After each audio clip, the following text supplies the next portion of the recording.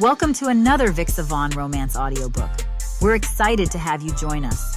Whether you're into second chance romance, enemies to lovers, fake marriage, or any other trope, Vixa Vaughn offers you the chance to escape into stories that will carry you away into heart-pounding romance and gripping characters.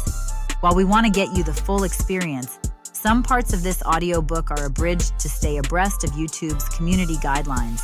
If you want the full experience, you can always head to Vixa Vaughn Romance and use code VIXA40 to get the unabridged version of this audiobook for 40% off. Now sit back and enjoy the show.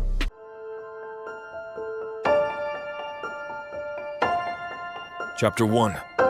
Allan. I look up from the laptop and see my phone ringing on the desk as the afternoon light filters into the expansive windows of my office. A frown takes hold of my lips as I read the name of my grandfather, Martin, on the caller ID. What could he possibly want at this hour? I sigh and lean back on the black leather chair as I take the phone and accept his call. I love the old man, but sometimes he picks the worst times to call. After all, I'm just about to finish the new line of men's suits set to debut in Milan Fashion Week. Old man, what do you want? Now, boy, that's no way to speak to your grandfather, Martin replies with a teasing but loving voice. I just wanted to tell you that I met the nicest woman who'd be perfect for you. Oh, it's one of his stupid blind dates again. What is this, the fifth woman in under a month? Is he this desperate to see some grandkids? Grandfather! I say in exasperation as I massage the headache that's starting to form. Not this again. I told you that I'm not interested because I want to focus on executive trend. Boy, if you keep this up, you'll never find a wife. And where would you be without me and your grandmother, huh? I groan, but I try not to argue back. Once my grandmother is mentioned, he'll start delving into a long and exhausting monologue of his love for her.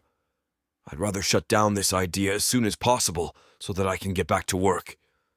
She's a lovely young woman. Her name is Charmaine White, and she's my seamstress. I sigh and close my eyes as I try to count to 10 to rein in my annoyance. I'm sure she's as lovely as the last 5 women you set me up, grandfather. But I told you, I'm not interested. You haven't even met her, Allan, he argues back, his voice gruff and admonishing. Truthfully, I don't even need to meet her to know I'm not interested. I mean, a seamstress? I can already imagine what she'll look like. A woman with black-rimmed glasses and a tape measurer hanging on her shoulders. And if my grandfather likes her, then she'll automatically be as interesting as wet cardboard. Just try it out, Allan. I bet you're going to have fun. I'll think about it. I'm not really going to, but if it's saying so will stop grandfather from nagging and let me go back to work, then why the hell not, right? I'll wait a day or two until the old man forgets about it. You're as stubborn as a mule, Allan. Martin sighs. But I suppose you got that from me. I smile because it's true. I really do get it from him. After all, I wouldn't be the CEO of Exclusive Trend if I didn't have an ounce of Allan Landers in me. Goodbye, grandfather. I'll see you at the weekend dinner. Send grandmother all my love. She'd be happier if you send her grandkids, Martin grumbles just as he hangs up the phone. I chuckle softly before I toss the phone back on the desk. I tilt my head to the ceiling and think about it for a moment. It's true that I've never had time to get involved with a woman, other than a quick screw, but that's because I want to focus on executive trend. Some people might think that it's cold, maybe a little selfish, but I don't have the time or the interest to get myself involved with a woman. Being the CEO of executive trend is the most important thing in my life right now. I rotate the sore muscles of my right shoulder before I pick up where I left off. When I work, I'm completely in the zone. I hate it when I get disturbed. That's why I tell my assistant to never let anyone in unless it's life or death.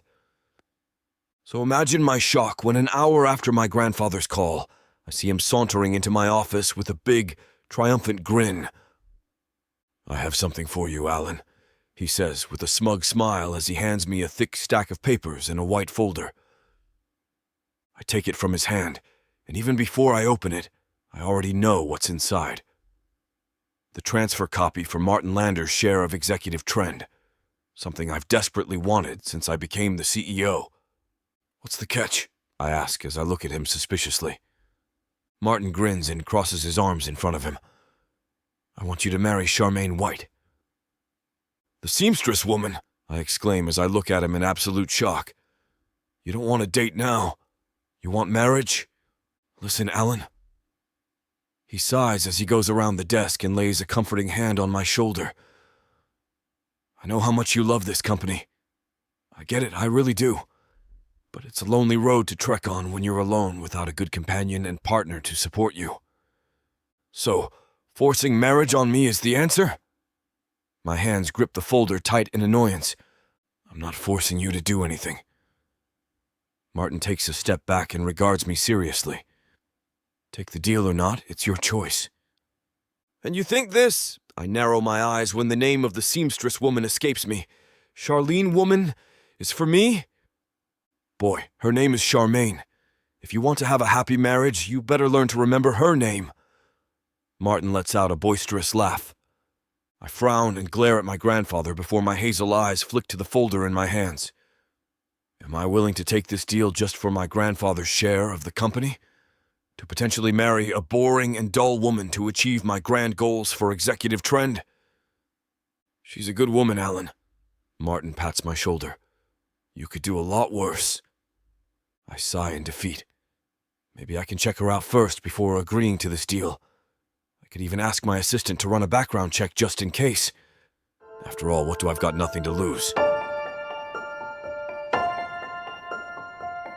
Chapter 2. Charmaine. Grandma Lucille's sitting on her favorite orthopedic chair while knitting. She's been waiting for me to come home. As always, whenever I open the front door, she welcomes me with a warm smile. It never fails to make my heart flutter. I'm home, I say. She extends her arms to hug me, and I give her a peck on her cheeks. Welcome back, sweetie. How's your day? She asks. It's fun. I don't feel tired at all. I giggle. You know that I love fixing and cutting clothes. Well, I'm surely aware of that, Granny says, and we both laugh. She's my only family, and I love her so much. She's cool, always smiling and happy with every little thing. Despite her age, she's still very active, though our neighbor watches over her from time to time when I'm at work. Grandma Lucille is the one who taught me how to sew and cut. Now, I'm a seamstress, working for the Design Star Tailors. I make and mend all types of clothing and anything else made of fabric, especially suits. I specialize in it. I'm a master cutter. Sometimes, I make garments based on our customers' requested styles and sizes. Other times, I create original patterns and do detailed embroidery for designs. My work is really perfect for me and I truly love it. I'm going to change first. Then I'll prepare for our dinner, I say. Granny nods and smiles at me. I go to my bedroom after turning on the TV in the living room. I stare at my pale, cat-like brown eyes in the mirror. It looks so pretty, and I like it. Please don't get me wrong. I'm not a narcissist, I'm simply attracted to human eyes. I tie my black waist-length hair to keep it in place. Then, I gently press the cotton pad with cleanser on my eyelid and softly wipe away my makeup. I do it next on my whole face, including my lips. I pick up my phone and start checking some messages. Suddenly, someone came across my mind. I chuckle as I think about Martin from earlier. The old man always talks about his precious grandson. He also says that his grandson may have a serious face, but he's a handsome, kind man. I believe what he says because Martin himself is a nice man, so his grandson must be one too. Martin's really building up his grandson's reputation to me. He's always pointing out the best qualities of his grandson. It doesn't bother me that much.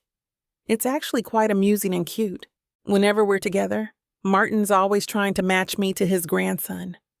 Frankly speaking, I'm not interested in some entitled grandson of a billionaire. The old man is a good person, and what he says about his grandson isn't bad either, but it still doesn't feel pleasant and right. Based on what I've heard from other employees, his grandson is the one who owns Exclusive Trend. Exclusive Trend is a well-known fashion house for men's suits. With that, I've been wondering why Martin keeps on pushing me to his grandson. He's already a successful man, so I'm sure he can get any supermodels or any gorgeous woman he wants. Martin didn't leave Design Star Tailors. He has his grandson's company tailor for him. He's the one who discovered my talent while I was working as an assistant for the current company. Since then, it's been 7 years and counting. For me, working for the Design Star Tailors is more than enough. It brings me great happiness and contentment as a seamstress. Last night, I made a vegetable beef soup, and for tonight, my grandma and I decide to have shrimp with fresh greens. I want to cook ham and noodle casserole at first, but it'll take 30 minutes to bake, and we want to eat as early as we can. Also, I've been craving for shrimps. I get the pre-cut veggies and cocktail shrimps from the fridge. The shrimps are already peeled, cooked, and chilled, so it's less hassle for me. For the veggies, it's still hard and fresh. I put the right amount of olive oil, then sauté the vegetables in the saucepan. When the veggies are tender and slightly darker in color, I add the shrimps. I check if we have a lime, and fortunately, we still have one piece left. I serve our dinner with slices of lime and berry vinaigrette salad dressing. I call out for Grandma and we start eating. She shares about how she arranges the mixed flowers in a vase, and I also start talking about my day and about Martin and his grandson. Then you should bring Martin's grandson here. From the way it sounds, he seems nice, or any man at that. I just shrug and laugh with what she said. Oh, sweetie, you can't be single forever. You're already 26 years old. You should have a boyfriend at your age. You're a smart, beautiful, independent, and hardworking lady. I'm sure any man won't find it hard loving you. They'll be lucky to have you as their lover, she points out, with a bright look on her face. Being single isn't bad, and I don't feel sad or lonely because I have you, I tell her, smiling. And I can do lots of fun things. I can also find new ways to have fun with. So for now, I'm certain I don't need to be in a romantic relationship. We continue eating, but I can see from my Grandma Lucille's face that she wants to say something before we finish our dinner. You know, I'm getting older. I won't always be around. Who's going to take care of you when I'm gone? We don't know what will happen. But I stop her from finishing her sentence. Grandma, please stop saying things like that. You should refrain from talking about something so negative.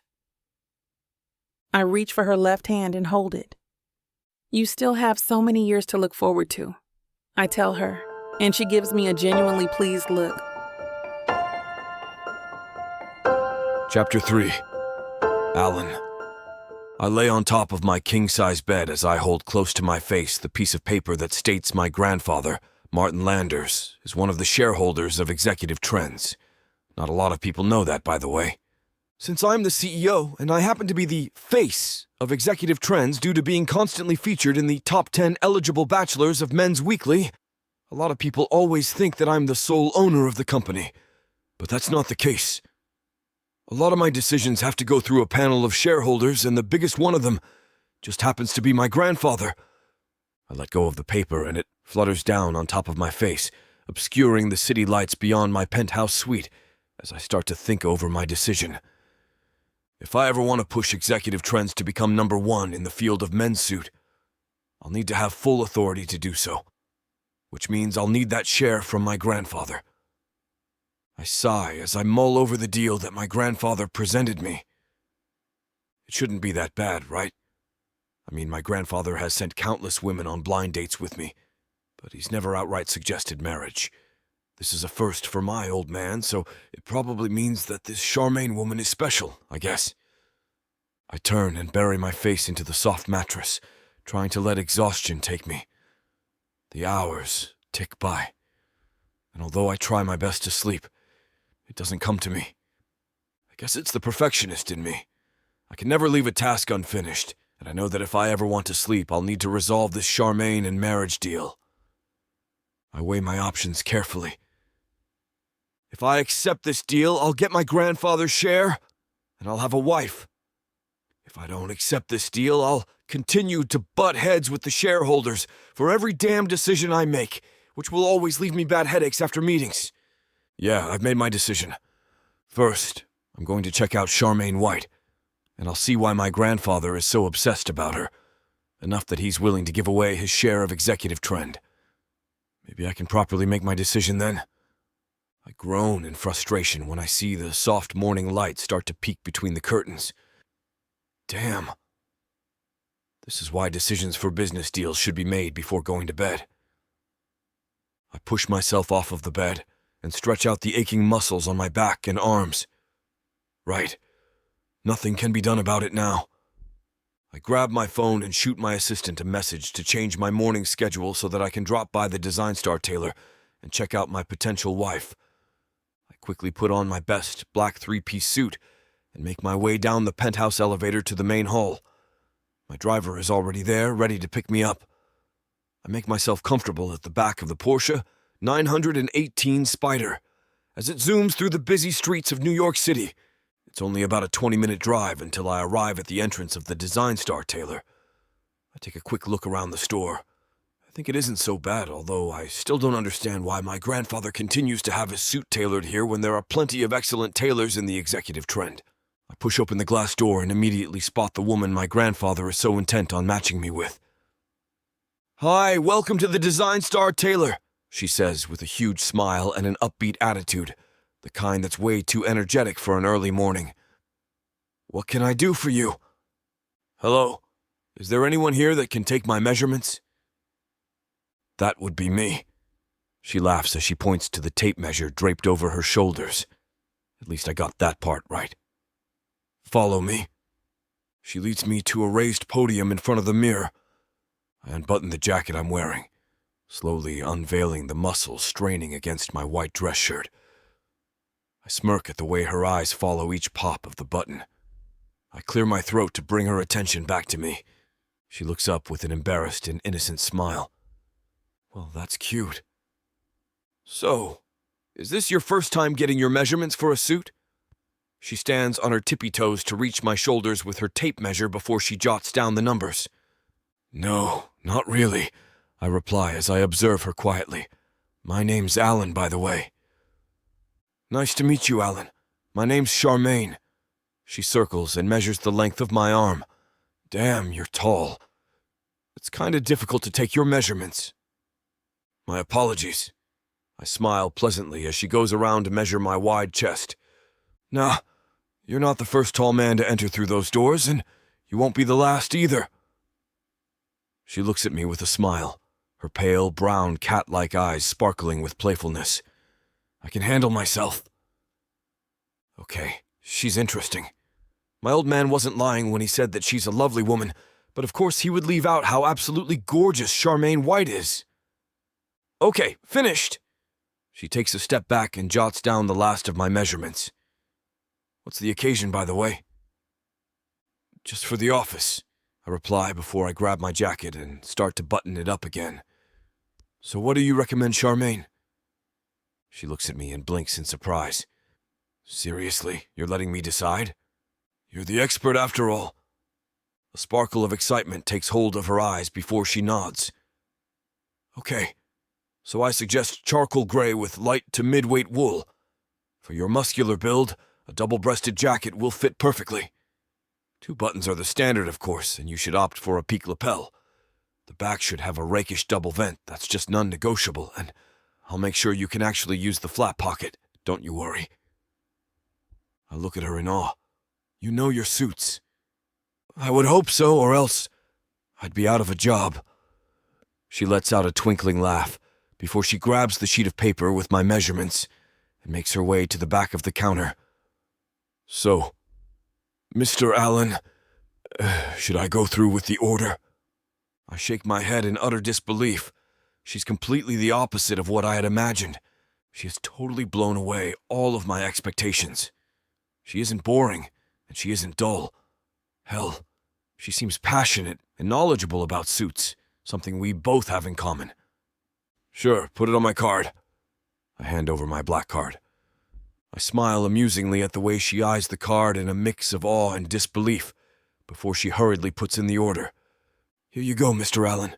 Your suit will be ready in 2 to 3 weeks. We'll be sure to send you an email," she explains, before she gives me another pleasant and innocent smile. "We hope to see you again." "I'm sure you will." I smile knowingly before I make my way out of the shop. Okay, maybe my old man's proposal isn't so bad. He certainly knows how to pick the pretty types, at least. Hell, maybe we don't even have to actually like each other. If I can get her to sign a contract and set up agreements that would be beneficial for both of us, I'd get to have my cake and eat it too. I smile triumphantly before I get into my Porsche 918 Spider. I pull out my phone and start to plot for my next attacking strategy. Chapter 4. Charmaine. The moment I get inside our house, I glance at the high-seat orthopedic chair with floral and foliate design located near the windows. It's Granny's most preferred spot in the living room. She always sits there whenever she eats her favorite snacks, or whenever she knits pillowcases, scarves, and beanie hats while waiting for me to come home. I look at the clock mounted on the wall. At this hour, she's usually sitting there, having some croissant with homemade blueberry jam and a cup of tea. But she's not in there like she used to, so I place the shopping bag and the fabric scrap box I'm holding on the black console table and start searching for her. She's neither in the kitchen nor in the dining room. I check her bedroom, but Granny's not in there too, only her messy bed. Blankets and sheets aren't neatly arranged, and her sewing stuff's on her bed. I enter her room to start organizing it. Just then, I hear the sound of splashing water coming from the bathroom. I sigh and shake my head as I find out that Grandma's probably taking a shower. I told her that she shouldn't take a bath when I'm not home. I know that she's still active and always careful about a lot of things, but considering her age, I'm not confident letting her shower alone. "Grandma, why did you take a shower by yourself? I told you not to, didn't I?"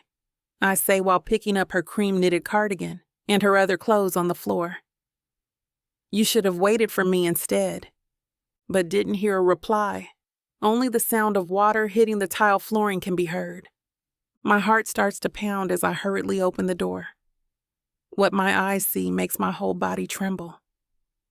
My grandma is sprawled on the floor in a fetal position. Her back is curved, and her limbs are bent and drawn up to the torso. Her body's shivering, and she's completely unconscious. I'm terrified. My throat's tightening. I feel like I'm about to lose all my control, so I get my phone and call for an ambulance. My grandma's life is on the line. I don't want to lose her like this, so I shouldn't give in with fear and waste a single second. Water stops from pouring after I push the diverter valve. I get 2 towels and cover my grandma's body. She's so cold and isn't stopping from shivering. While looking at her like this, tears won't stop streaming down my face. I hate thinking about worse things that might happen to her, but I can't keep myself from doing it. I love her so much, and she's my one and only family. Please, Grandma, you're strong, and I know that you can do this. I hear loud sirens of the ambulance from the outside. I'm relieved that they're finally here. It only took them a few minutes to arrive. They carefully put my grandma on a stretcher and carried her to the ambulance. A lot of tests are taken since we got here in the hospital. It's been hours, and I'm getting anxious, but I don't want to have a weak heart. As I wait and sit on the vacant trestle here in the corner, I keep on praying for my grandma. From the wide automatic sliding glass door, Dr. Rebecca Preston comes out and lands her eyes on me. I stand up while wiping my tears before going to her. She removes her surgical mask and greets me. According to the preliminary tests, your grandma broke her spine. Here, take a look at these. She points out the fractures on the imaging test results. We'll also conduct a neurological exam to make sure that there are no other problems. More tests will be taken. Do you have any family members who can support you and your grandma? Dr. Rebecca asks. I'm the only one who's with Grandma. She's my only family. We may have some distant relatives, but I don't know if it's okay to contact them, and I don't think they'd even care, I mutter. The doctor pauses for a second. She checks the white folder she's holding and clears her throat. The fracture on your grandma's spine is caused by a very high energy trauma. In your grandma's case, it's an extremely unstable injury. She'll be in a vegetative state. She remarks. Once again, my heart aches after hearing what Dr. Rebecca said. She can still recover, right? I'm sure some surgeries and therapies can help my grandma? I stammer. Actually, yes. Your grandma's injury can be stabilized through surgery, and she can undergo therapy to help her recover. We can do that, but it's quite complicated because of your grandma's age. Dr. Rebecca pats my shoulders and smiles at me before returning to her office. My chest hurts, and my knees are weak, so I sit down on the nearest trestle. I feel so helpless right now. Granny is still unconscious. Dr. Rebecca said that they're going to do the best that they can to prevent further complications. I'm glad there's a chance that she can recover, but the possibility is too little. I can't stop being in tears. I just cry my heart out. No matter how hard I think, I still don't know what to do next. I have savings on my account, but the amount can't cover all the expenses. It's even barely enough for just a few days here in the hospital. I can't think of how I can pay for everything else. This sadness is unbearable. The person I love the most is in this kind of state, and I'm not even confident that I can keep going. It hurts so much. My strength is slowly losing as I take deep breaths. I want to be optimistic, but the sorrow I feel right now is so immense that I can't stop weeping. Chapter 5. Allan. I enter the Design Star Tailors and look around for the familiar black-haired woman with pale, cat-like brown eyes. The store seems busy today, but I don't see my soon-to-be bride anywhere. I look around the shop to see if there's anyone who can help me. I spot a younger woman with bright blonde hair sitting behind the counter. Her face is glued to her phone, and her red, painted nails make soft tapping noise every time she scrolls through her phone. I approach the counter and knock on the table to get her attention. "Hey there, is Charmaine White here?" She looks at me with starry eyes as she goes slack-jawed. I can't blame her. I really did inherit the best genes from the Landers family. "Who?" She leans forward on the counter with a flirty smile. "Oh, Charmaine, she's not here." "But I'm here, handsome. My name's Lizzie. What's yours?" "Lizzie, stop flirting with the customers!" An older woman with dark brown hair shouts at the back as Lizzie grumbles and leans back on the chair with an annoyed huff. The older woman makes her way to the counter and leers at me from head to toe. "What can we do for you?" "I'm looking for Charmaine White," I repeat with a brilliant smile. "I have some important matters to discuss with her. She took a day off." "Oh, can you tell me where she usually spends her day off?" "Listen, mister," the older woman glares at me as she crosses her arms in front of her. "I don't take too kindly to men harassing and stalking my staff, no matter how handsome their faces are." I blink in surprise before I let out an amused laugh. I hold up my hands in mock surrender. "My apologies. Perhaps I came off on the wrong foot." I extend my hand to the older woman. "My name is Allan Landers, the grandson of Martin Landers." The old woman's attitude immediately changes as she takes my hand and shakes it excitedly. "Oh my, Martin talks about you so much. Sorry about the rough treatment. You see, we're just being careful of men coming in here and looking for our Charmaine with less than virtuous intentions. The name's Crystal, by the way." I can't say I didn't expect that. With how gorgeous and hot Charmaine is, it's no wonder she'd have her string of admirers lining up the street. I smile and nod. "Not a problem, so may I know where she is?" Crystal exchanges a sad and weary look with Lizzie before sighing. "Her grandmother collapsed yesterday, and she's waiting for her in the hospital. Her grandmother broke her spine. She's currently unresponsive." "Charmaine loves her grandmother," Lizzie comments with a bored sigh as she inspects her long red nails. "Her grandmother's the only family she has left after all." "I see," I say, and the cogs on my brain start to move. This could be the opening I'll need to propose my agreement. Of course, it's dreadful that it has to happen this way, but it'll give me the best leverage to secure my deal with Charmaine White. Would you mind telling me what hospital her grandmother is in? I ask. They easily tell me the details of the hospital, including her grandmother's room. I take note of everything before I get into the car and give the details to my driver. It doesn't take long for us to arrive at the hospital. I take quick and purposeful steps toward her grandmother's room. But just as I'm about to turn around a corner to take the elevator, I catch a head of black hair in my peripheral view from the window to my right. I squint my eyes to get a better look at the lonely figure in the chapel. I smile in triumph when I see Charmaine sitting in the pews. I change course and make my way to the chapel toward her. It's only when I'm a few feet from there that I realize she's wiping away tears from her eyes. I frown and stop walking to compose myself. Even though this deal is important to me, I have to remind myself that she's currently going through a rough time right now. I don't want to come off as insensitive or mean-spirited to achieve my goals. That's just not how I was raised. Charmaine White, I say softly when I walk up to stand next to her. She looks at me with tear-soaked cheeks and reddened eyes. Her makeup is smudged a little, but even then I can't believe how gorgeous she looks. She squints at me as if trying to put a name to my face. Mr. Allan? She asks with a raspy and sad voice. What are you doing here? I have something to discuss with you. I extend my hand to her.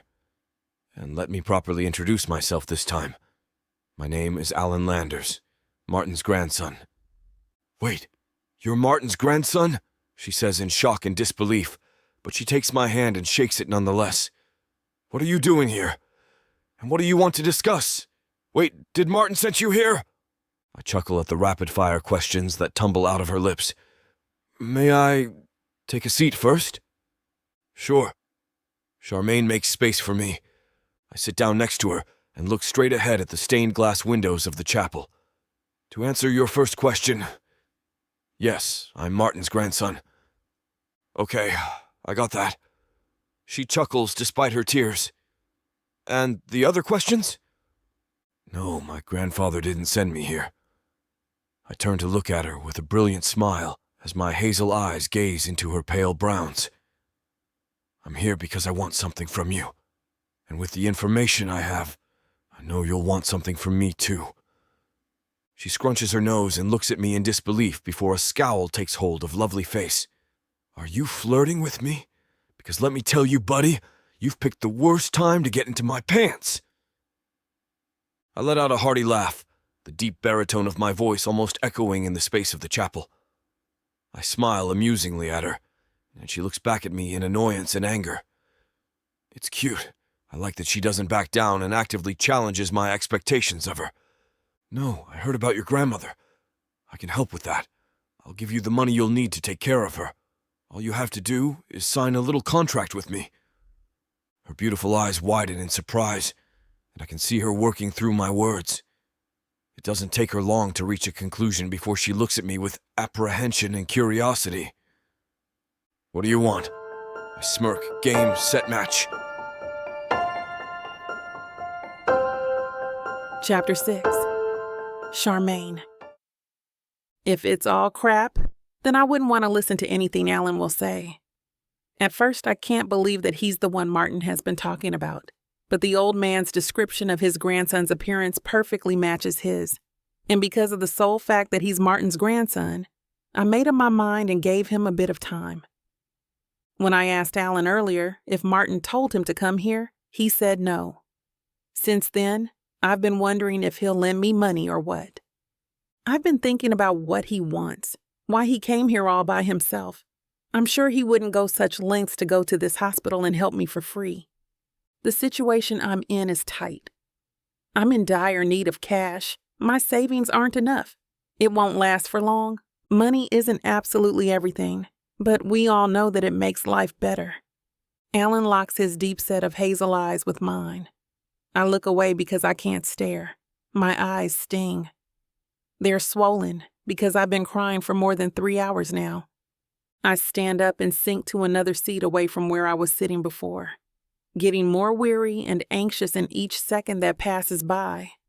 I sigh and bury my face on my hands. Just when my eyes start tearing up again, Allan clears his throat, then sits beside me. You can now stop worrying about the medical bills they'll charge for your grandmother's treatment. What? Shock crosses my face. I'm talking about the total cost. Don't get worked up. I'll cover it all, Allan says in a deep, mellow voice. I frowned when I heard him say that. He's going to pay for everything?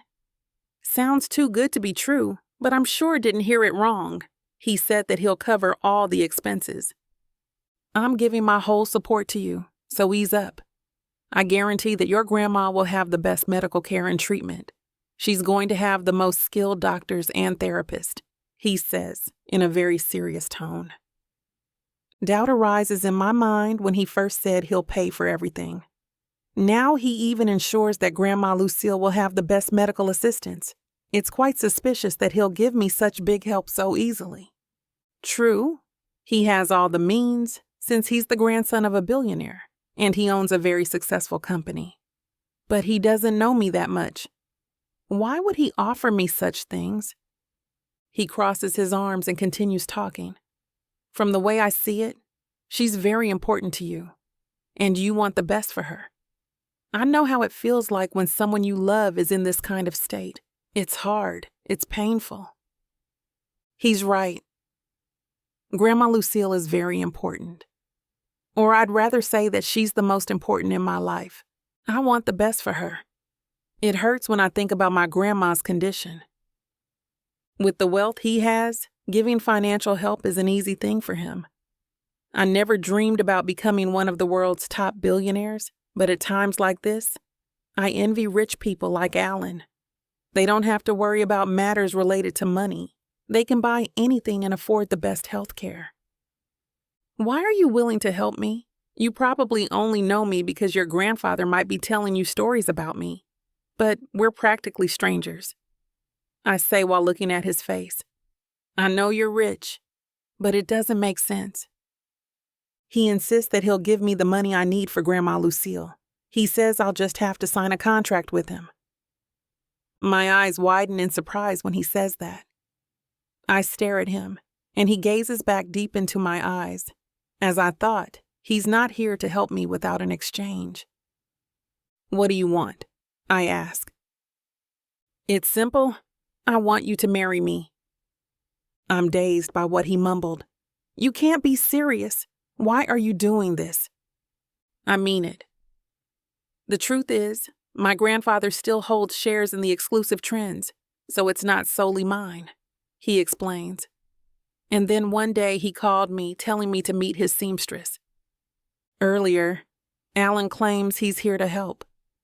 Now he's blurting out things about marriage and his company. My mind's in disarray. It's confusing, but I try to focus and keep on listening to what he's saying. I'm not interested in any blind dates for now, but my grandfather is insisting, he says. I look at him and find that he's gazing on the stained glass windows. I can relate to how persistent Martin could be. I initially refused, but he arrived with a file in his hand. It's a transfer copy for his company shares. He told me that his shares will be mine as long as I marry you. Wait, your grandfather really said that? I can't believe all of this.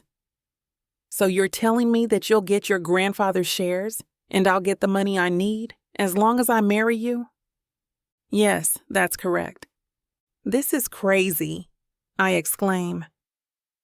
Relax, we could just have a contractual relationship. I scowl at him and he chuckles. Think about it.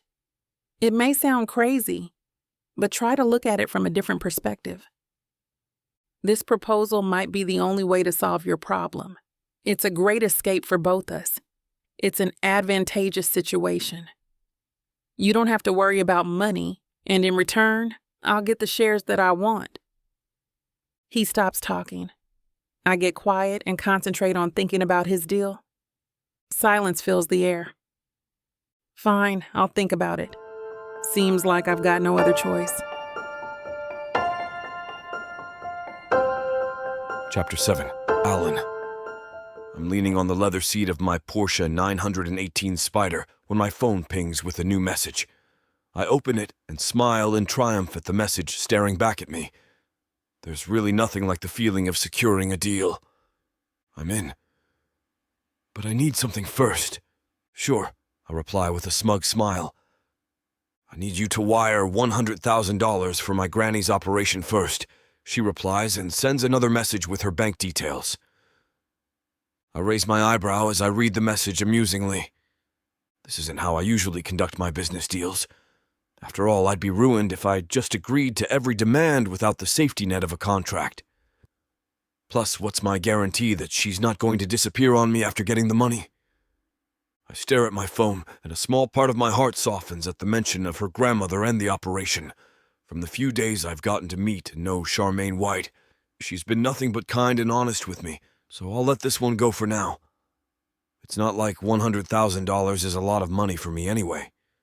I send her $120,000 just to cover any extra costs before I look up to my driver behind the wheel.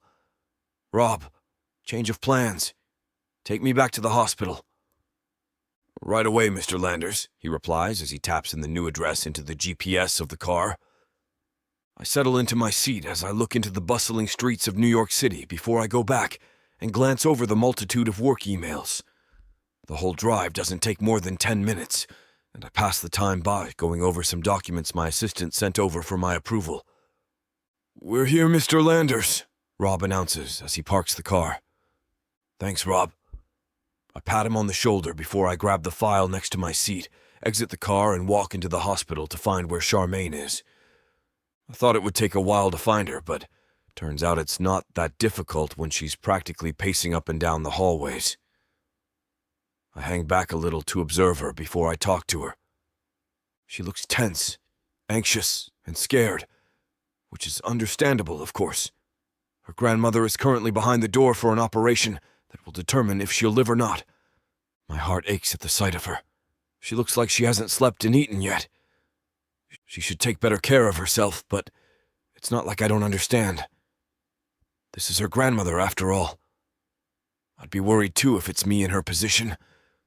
She suddenly catches sight of me, and her pale brown eyes widen in surprise before they settle into confusion. Mr. Allan? She asks in a soft and tired voice. Call me Allan, please. I walk toward her with a pleasant smile before I glance at the door. How is she? I don't know yet. She was just taken in right after you sent the money. She sighs as she looks at the door before she turns to me with a grateful smile. I nod and smile in return. Let's hope for the best, then. Her eyes soften as she gives a tentative nod. It's ridiculous how even under the harsh white lights of the hospital, she still manages to remain gorgeous. I clear my throat and gesture to the bench near the door. Shall we sit? She doesn't say anything else.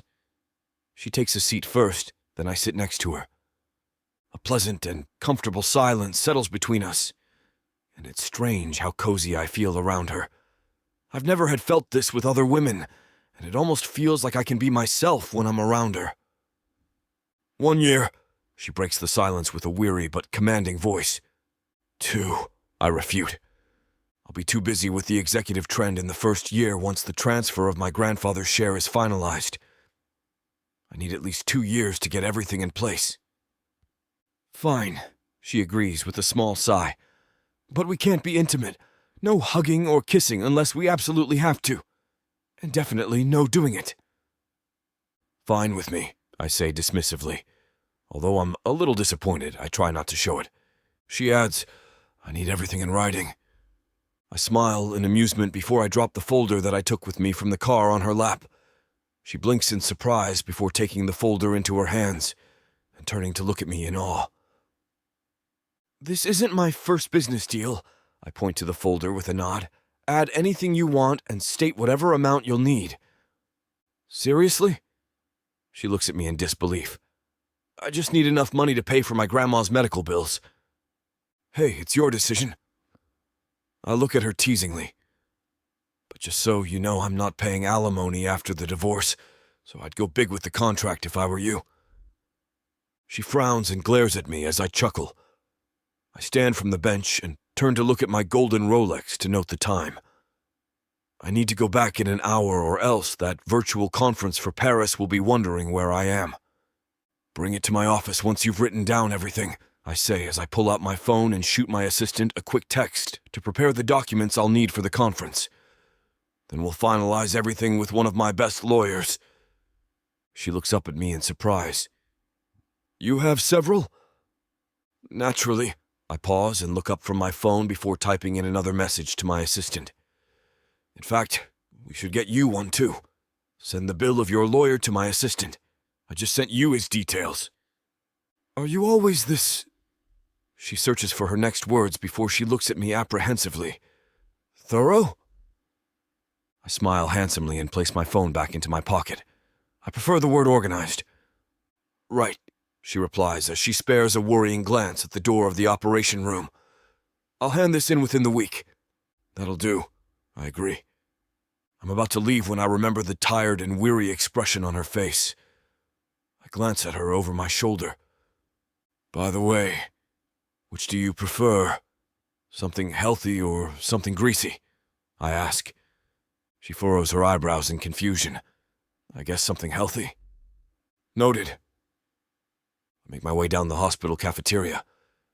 It's not the most glamorous of places to get food, but at this point, she just needs enough power for the day. I order a lemon pepper catfish, a side of salad, and a serving of fruits, along with a bottle of water. I take everything back to her and watch in delight as her pale brown eyes widen at the sight of the food in front of her. She opens the lids of the container, and I can practically see her mouth water at the sight of the food. I can't believe you got me these. Call it advance husbandly payment, I reply with a handsome smile as I place my hands in my pockets and lean back to observe her. And you look like you need someone in your corner right now. She chuckles wearily as she starts to eat her salad. Funny that it just happens to you're a complete stranger. It's admirable what you're doing, you know, I comment as I glance at the door of the operating room. She's the only family I have left. Of course, I'll do everything that I can to save her. I'm the same. I grin at the confusion written on her face. With my old man, we fight a lot and we don't always see eye to eye, but I love the guy. She chuckles a little. I bet Martin hates that you call him an old man. That's why I keep doing it. Just then my phone vibrates from an urgent message from my assistant about a problem with the Paris documents. Damn, I really need to go. Go, I'll see you later, Allan. I glance up at her from my phone and smile amusingly when I see a bit of salad dressing clinging on the curve of her full lips. Goodbye, Charmaine, I say as I lean down and wipe away the sauce off her face. A wave of embarrassment takes over her deep black skin. Take care of yourself for me. I hope you're enjoying this audiobook by Vic Savon. If you want to keep hearing more audiobooks, then please hit that subscribe button and like the video. It may seem insignificant, but the more people that subscribe, the easier it is to produce more audiobooks in the future. So please help us out and subscribe to our channel. Thank you for listening, and now back to your book.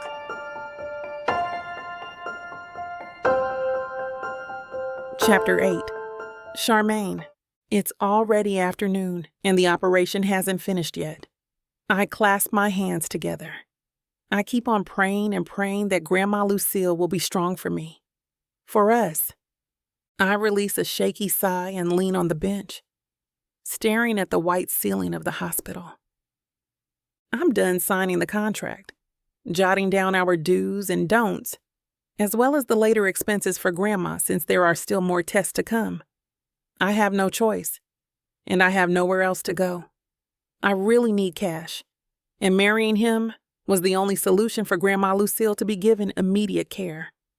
But just like he said, this was indeed beneficial for both of us. He'll provide money for the medical bills, while he's going to get his shares from Martin soon by marrying me. I won't have to worry about how I can pay Allan back. All I need is to sign this marriage contract with him. There's no turning back, I whisper on my mind. I'll just have to wait for 2 years for this contract to end. I massage my temples. I'm feeling a bit dizzy since I haven't been able to sleep well because I'm worried about Grandma Lucille. I then hear soft footsteps getting nearer, and a silhouette towers me. Hello, Charmaine? I look up, only to see Martin in his tender smile and gray suit with a black fedora hat, which he then places on his chest as he bows a bit. Martin, I stand up from my seat. I'm surprised to see him here, although I forgot to tell him what happened. But I'm really glad that he came here. He wraps his arms around me. You're here? Yes, I heard from Allan about your grandmother. He pulls away. I gesture him to sit on the bench. I then sit next to him. How is she? He asks. With a worried face, I only sigh. She's still in the operating room. It's been hours now since the operation started, and I'm still waiting for the doctor to give me updates. I look at the operating room's door, and my chest tightens at the thought that Grandma's still there. I feel Martin's hand patting my back. Don't worry, Charmaine. She'll be okay. She's strong anyway, just like you. His smile and comforting words somehow help me feel at ease, just like Allan's. And oh dear, look at you. Have you slept? How about taking your meal? Thank you, but I'm okay. Thanks for asking. I reassure him with a smile. He then gently flicks his wrist with a chortle. Please start calling me grandfather from now on. I'm astounded by what he just said. Grandfather? Yes, dear. After all, we're going to be a family soon. He lightheartedly laughs. I'm stupefied. What do you mean? He heaves a soft sigh and wraps his warm hands on mine. I've heard from Allan that you two are going to get married soon. I'm so overjoyed by the news, sweetheart. I can't wait to see you walk in the aisle and build a family with my grandson. His eyes are dreamy with that glint of happiness. I glance at the file on the bench beside me with the contract attached to it. But Martin, did Allan tell you about this marriage thing is just contractual? That the marriage will only last for 2 years, and after that, we'll go on separate ways? I bite my lip. Not to ruin his mood, but I don't want him to get his hopes up about this marriage lasting long. But I'm surprised when he cackles and nods. Of course, dear. Allan is honest toward me, determined to be exact. To get my shares in his company, he is that devoted to the exclusive trend. Plus, I do believe that the contract will be void soon. I bet the stars that you two will fall in love in no time, sweetheart. He beams, showing his wrinkles on his eyes as he chuckles heartily. He seems so happy and excited about it, and he looks so positive about us, falling in love with each other when I have no time for that. Well, Martin has been matchmaking us since the beginning, so I understand that this does make him float in delight. And I assure you, Charmaine, your grandmother will receive the best health care in the hospital, so you can ease up a bit and relax while we're waiting for the grand day. His gentle and kind words are comforting me. Without him and Allan, I don't know what I'll do. But when he just mentions the word wedding, my heart somehow starts to pound unusually. Before I forget, I've already organized the wedding and it'll happen very soon, sweetheart. He taps my shoulder, congratulating me. Can I read the contract? How soon? I ask, slightly tilting my head to him in curiosity while handing him the folder. A month from now? He quips as he winks at me. He reads the contract, trying not to react about it while a cat got my tongue. I'm going to get married a month from now? That's so soon, I shriek internally. I can't move on from the news.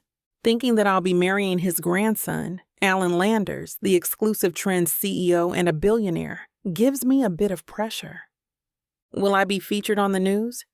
How about in magazines and New York's billboards? I look at the operating room's door as I bite my lip, anxious. But most importantly, how am I going to explain this to Grandma when she wakes up?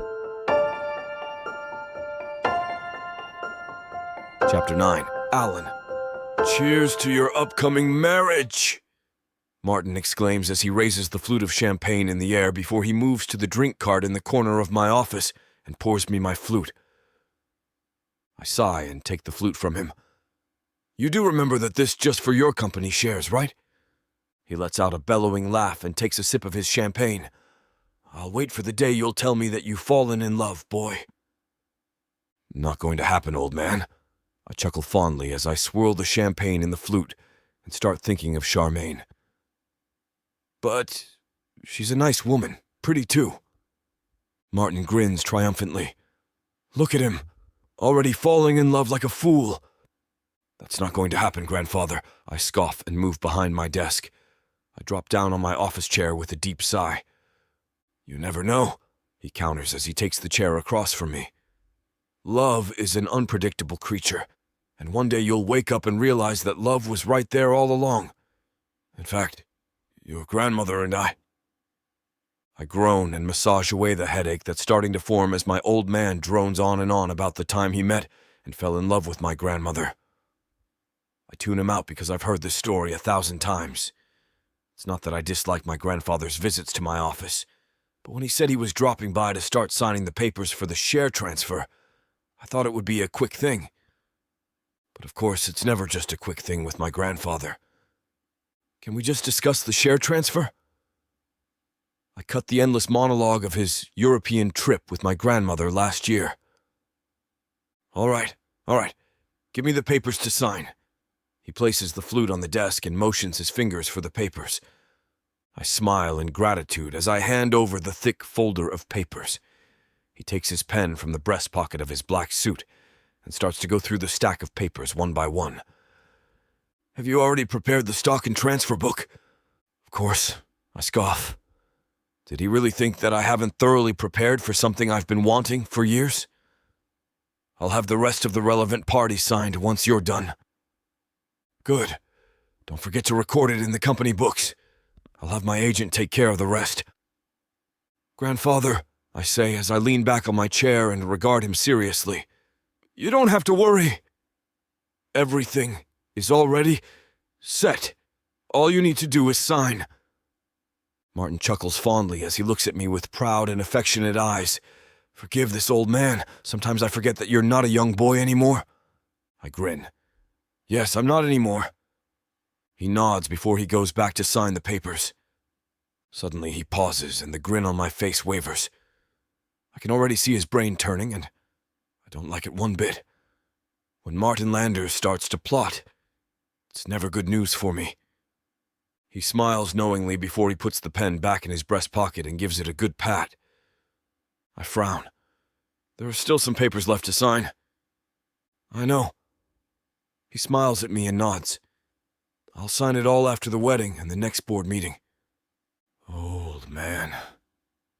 I groan in frustration as I tilt my head back and stare at the ceiling. How long are you going to keep drawing this out? Just enough to eat some damn good wedding cake, he jokes as he places the thick folder back on my desk. Hell, if you pay people to plan it for you, you can have the wedding in a month. Well, he's right about that. I'm already planning to hire the best wedding planner in New York City, maybe in all of America. I already know that my wedding will be the trending headline for months, and I want to make sure that it goes without a hitch. I'm also planning to invite the media to document the whole thing. If I'm doing this and I'm spending money to get it done, I might as well use the whole fiasco as a big walking advertisement for the new line of suits coming out soon.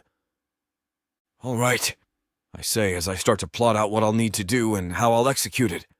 1 month it is then, and you need to take care of Charmaine. I look at him in disbelief. That's not part of the agreement. Charmaine and I agreed. Nope. Either you do it or the deal is off, boy. You can't scare me into a negotiation for this one. I scowl as my hazel eyes narrow at him. You're really testing my patience, old man. Someone has to, he replies with a wicked smile. And until you marry Charmaine, I guess it'll just have to be me. I want to argue back about how he didn't properly lay down his conditions when he first proposed the deal, so he can't just add terms whenever he feels like it. Plus, he's the one who taught me that constantly changing your terms during a negotiation creates a terrible reputation for any well-respected businessman.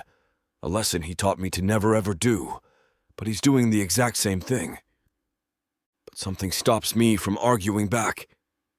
It's the image of Charmaine's tear-stained face in the chapel as the halo kaleidoscope of colors from the stained glass windows bathes her solemn figure sitting on the pews. The mental image makes my heart ache in ways I can't explain. I'm not a stupid man. I know that she's getting the crappy end of this deal. Sure, it's to save her grandmother, but I'm basically taking away one of a woman's biggest dreams for my selfish reasons. I'm not going to pretend to be a saint and act like it's the right thing. But at the very least, I can try to make it less miserable for her. She deserves that at least. In fact, maybe I can visit her after office hours. I have a pretty good excuse since I'll ask her how her grandmother's been doing after the operation. Maybe I can even bring something along so that I won't get kicked out the moment she opens the door. I remember the weary and tired expression on her face outside the operation room, and I already know I'm going to swing by Lozano's, a 5-star Michelin restaurant, for some food. With what she's battling through every day, she probably doesn't have time to even pencil in a decent meal. If I'm going to be married to her for the next 2 years, it's going to be real awkward if we continue to act like strangers. Sure, we'll never be lovers, but I'd like to be more than just civil with each other. Friends, that's fine, right? We can have that at least. Hell, it might be a little fun being friends. I already know that she's someone I get along with and comfortable being around. Plus, she's hot, alluring, and a definite feast for my eyes. All right, let's try being friends. It's going to be fine, right? I'm sure nothing bad will happen. Chapter 10. Charmaine. It's almost 4 hours, and my grandma's still asleep.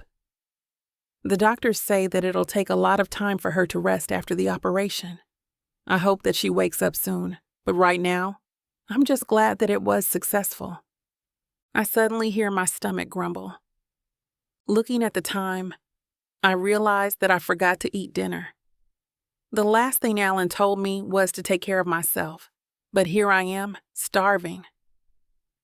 The cafeteria only takes 2 minutes from my grandma's hospital room, but I can't afford to leave her alone.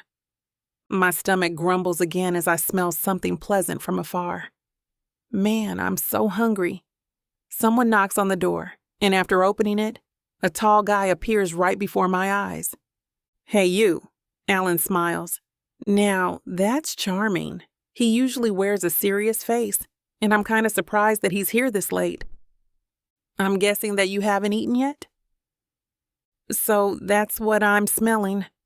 My stomach grumbles for the 3rd time. Wow, I really am starving indeed. "Your stomach says yes." We both laugh as he signals me to come and sit by the corridor. I would love to, Allan, but I can't leave her. Not until she wakes up. "Excuse me, miss." 2 nurses come as they interrupt. "We're here to check on your grandmother's vital signs." "Come on, you need to eat," Allan demands. "The nurses can take care of her." I sigh as we both go and sit. Allan hands me the utensils and the food he brought. It's still warm. As I open it, a smoke touches my chin, and I engulf the smell of a juicy roasted chicken. Now that's food. Like it? I also got us mango shake. I stare at him. "Hey, don't judge me. It's the healthiest one they got." And I just smile as I grab the drink from him. "Healthy, huh?" "Health is wealth." True. We eat together and have been quiet for a while now. Despite the satisfaction that my taste buds are feeling right now, I sigh. From my peripheral view, I see Allan turning his head from the chicken toward me. "How is your grandma?" he asks. I don't reply immediately and just take a sip from my drink, realizing that I'm dumbfounded the whole time. "You can talk to me, Charmaine. I'm here." "Sorry, there's just a lot of things going on in my head right now." "Well, I'm sure that you can cross out all of the problems that concern with money," he assures. Right, The contract. He continues, if you don't mind, what are the other things that are bothering you right now? My grandma's still asleep for 4 hours now. I just want to be by her side and be the one she'll see first by the time when she wakes up.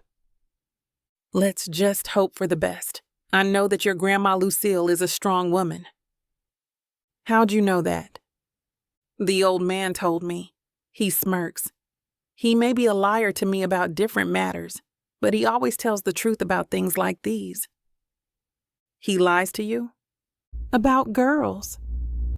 He used to set me up with a bunch of them, telling me to meet them, take them out, whatever. Almost the same situation with my grandmother, I reply. But unlike Martin, she's not the setting up type. It's just that every time we're having a conversation, she finds a way to slip it in, always insisting that I need to go and find someone who'll be the love of my life. Why don't you? Because I already found one. He stares, smiling at me. Grandma is the love of my life. Right. He smiles more. Then we return to a short, awkward silence. We continue to eat until the nurses come out of the room. Guess I can go back to my grandma? Wait. He quickly grabs my arm. Let's finish our food first. You haven't eaten half of it. But she might need me. Charmaine, she'll be all right, he tries to assure me. I told you that she'll get the best medical care, right? It's part of the deal. Right. And I take every deal seriously. I'm sorry. She's all I have. A tear falls from my eye and Allan wipes it away. I even missed work for a couple of days now. I can't leave her here all alone. My assistant can take care of that. You don't have to leave the hospital. He caresses my arm. Now, can you please just finish your food?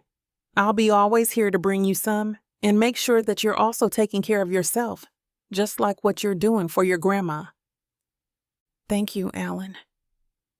He's just as kind as his grandfather. Martin always checks up on me and Lucille, and now his grandson is doing it too. Like grandfather, like grandson. Behind the serious face that Allan always wears is a big heart that cares. Yes, we just have a deal for him to get his company's share, but he plays the deal too real. I don't mind it at all, as long as I get the benefits out of it. Never wanted any boyfriends in my life because they're such a pain, but Allan makes it quite different. Wait, he isn't even your boyfriend, Charmaine.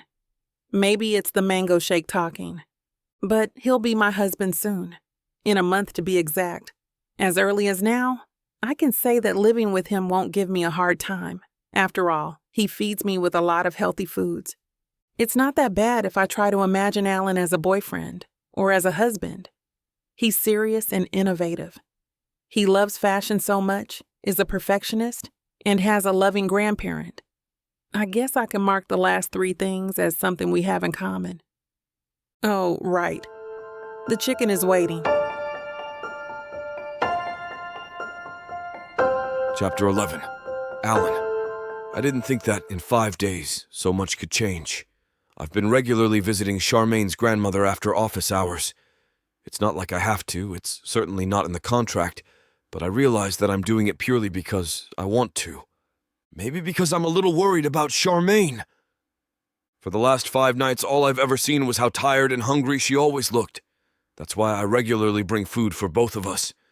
Plus, it's nice to have someone to enjoy meals with. Since I'm so busy with the executive trends, I either eat alone or don't have dinner at all. I pull myself out of my thoughts when I see the familiar hospital building in the distance. I turn to look at the food I brought with me to make sure nothing had spilled on the way over. Once Rob parks the car near the entrance, I pat him on the shoulder in a silent "thank you" before I get out of the car and take the familiar steps toward Lucille's private room. I reach the door and knock it tentatively before confidently walking into the room. It's not like I'm much of a stranger now anyway. When I open the door, I see Charmaine turn to look at me, and a huge and bright smile tugs at her lips. Damn, she's really pretty when she smiles. "Delivery," I joke as I place the food on Charmaine's lap before I lean forward to give a greeting kiss on Lucille's cheek. "How are you doing, Lucille?" "Oh, such a nice young man," Lucille coos, and Charmaine playfully rolls her eyes. "I'm doing a lot better, dear. Don't worry." "Good. If you ever run into any trouble with your doctors, just tell me," I say as I take the food container Charmaine hands me. "Everyone has been so nice to me." Lucille chuckles a little. "How about your grandfather, dear? Is he doing well?" "Same as always." I glance at Charmaine and smile at the way she eagerly eats her food. "He's currently planning to go on a trip with my grandmother in a few months." "That's wonderful." Lucille looks at me teasingly and her eyes light up with mischief. "Now, how about you? Is there anyone special you're planning a trip with? Perhaps someone in this room?" "Granny!" Charmaine exclaims. "You know, Charmaine always tells me she wanted to travel in Paris," Lucille continues with her teasing. "Maybe you could show her around?" I smirk and glance at Charmaine. "Sure, I have a private Villa Lattese. It's beautiful there in the summer." "Can I speak to you for a moment?" Charmaine whispers to me as she tugs on my arm. I follow her out of the room as Lucille waves at us with a happy grin. Once we're outside the room and the door is firmly closed behind us, she turns to me with a slight frown. "What are you doing?" "Well, I was talking to Lucille," I reply innocently. "But before that, I was eating the food I brought when you suddenly pulled me." "You know what I'm talking about," she huffs and crosses her arms below her chest. "She doesn't know about the contract or the wedding. You shouldn't encourage her like that. You know, you'll have to tell her sooner or later. You're marrying me, Allan Landers. She's going to see it in every magazine, newspaper, and TV. I know." She sighs as she leans against the door. I'm scared of what she'll think, you know? I mean, I'm just suddenly marrying a stranger. I don't want to worry her more when she's still recovering." "Well, if it helps, I'm not a stranger." I smile handsomely at the small glare she sends my way. You know, I'm right. She knows my grandfather, and she likes me. I already have her approval. "You're right." She nods and pushes herself away from the door. "But we can't tell her about the contract or the fake marriage. She can't ever know." "Sure, not a problem." Which means, she looks at me hesitatingly before she steals her resolve. "We need to act like a couple." "Oh." The curiosity and delight in my voice are unmistakable. "I can definitely do that." She rolls her pretty pale brown cat-like eyes before she jabs her finger on my chest. "If we have to kiss, no tongue, or I'll bite it off." Feisty. I lean forward and gaze into her eyes with a smirk. I love that in a woman. She rolls her eyes again, but I can see the smile tugging on her lips. She then holds out her hand to me, and I stare at it blankly. "Well?" "Oh, she wants to hold hands. Damn, I'm one lucky bastard." I slip my hand into hers and intertwine our fingers. I feel the warmth of her palms against mine. I'm mesmerized at how easily the spaces of her fingers fit perfectly between mine. She turns the doorknob, pushes open the door, and tugs me forward. "Granny," she says apprehensively before she sneaks a small glance at me. "I wanted to tell you we're getting married." Lucille practically squeals in excitement. "I knew it. I could see the love plain as day. You can't hide anything from me, Charmaine." I smile as I let go of her hand and wrap my arm around her waist. I pull her closer and lean my head against hers as I slip into my role of the doting and loving fiancé. "I guess I really can't hide anything from you, Lucille," I say. "The wedding is in a month, Granny," Charmaine adds as she leans into my touch. "Please get better so that you can be there." "Oh, darling, of course." Lucille places a hand on her heart. "I can't miss my only granddaughter's big day. Now tell me, how did you two fall in love?" We exchange a nervous and uneasy glance at each other. Well, damn. We should have covered all of our bases and came up with a solid backstory before we came in. But it's fine. I'm good at thinking on my feet. I guess I just knew. I gaze into her pale brown eyes, and something in the depths of my heart starts to thump erratically. When I saw her, I knew that I'd love Charmaine White for the rest of my life. "Yeah, me too," she replies hesitatingly before her voice becomes stronger. "He's really nice and easy to talk to. He treats me well, and I enjoy his company. That's what I love about him." I grin. I know that this is all just for the little ruse, but I like to think that the compliment was definitely not just something she'd say for our little play. "Look at you two." Lucille sighs in bliss as tears prick her eyes. "I'm so happy, Charmaine. I've been waiting so long for this." Charmaine moves away from my grasp and goes to give Lucille a comforting hug. I shove my hands into my pockets and lean back to observe them as the erratic and distant thumping of my heart makes itself known. But I try to ignore it. Maybe I'm just running on adrenaline, or maybe I'm hungry or something. It's a ridiculous thought that this is all because of Charmaine White. I'm sure all of these feelings are temporary, and once I finalize the share transfer, everything will be back to normal. Chapter 12. Charmaine. It's such a relief that my grandma's getting better. Thanks to advanced medical procedures, her spine is quickly recovering. Now she can already sit. We've been in the hospital for 9 days, but the doctor thinks we can finally go home. Allan did say that he takes every deal seriously, so he went to the cashier to settle all my grandma's hospital bills. The doctor then tells me that she's safe for release and asks me to make sure that she'll take her medicine regularly and do all the needed activities for her spine's recovery. The nurses transfer Grandma to a wheelchair as I get ready and pack up our stuff. All bills are settled. "Are you ready to go?" Allan asks as he walks into the room followed by a man. "This is Rob, by the way. He's my trusted driver. Rob, she's the one I've been telling you about." "Nice to meet you, Rob." He talks to Rob about me. "Miss White." He nods as he offers to help me with my bags. "Thank you. You're too kind." "Come on, let's get the two of you home." Allan initiates to push Grandma's wheelchair. "You don't have to. We'll just call for a—" "I'm your fiancé, remember?" He interrupts. "Fake fiancé. I remember." "That's so sweet of you, my dear," Grandma says. "Are you excited to go home, Lucille?" "Oh, I am," Grandma exclaims with her eyes shining. This melts my heart. "Let's go.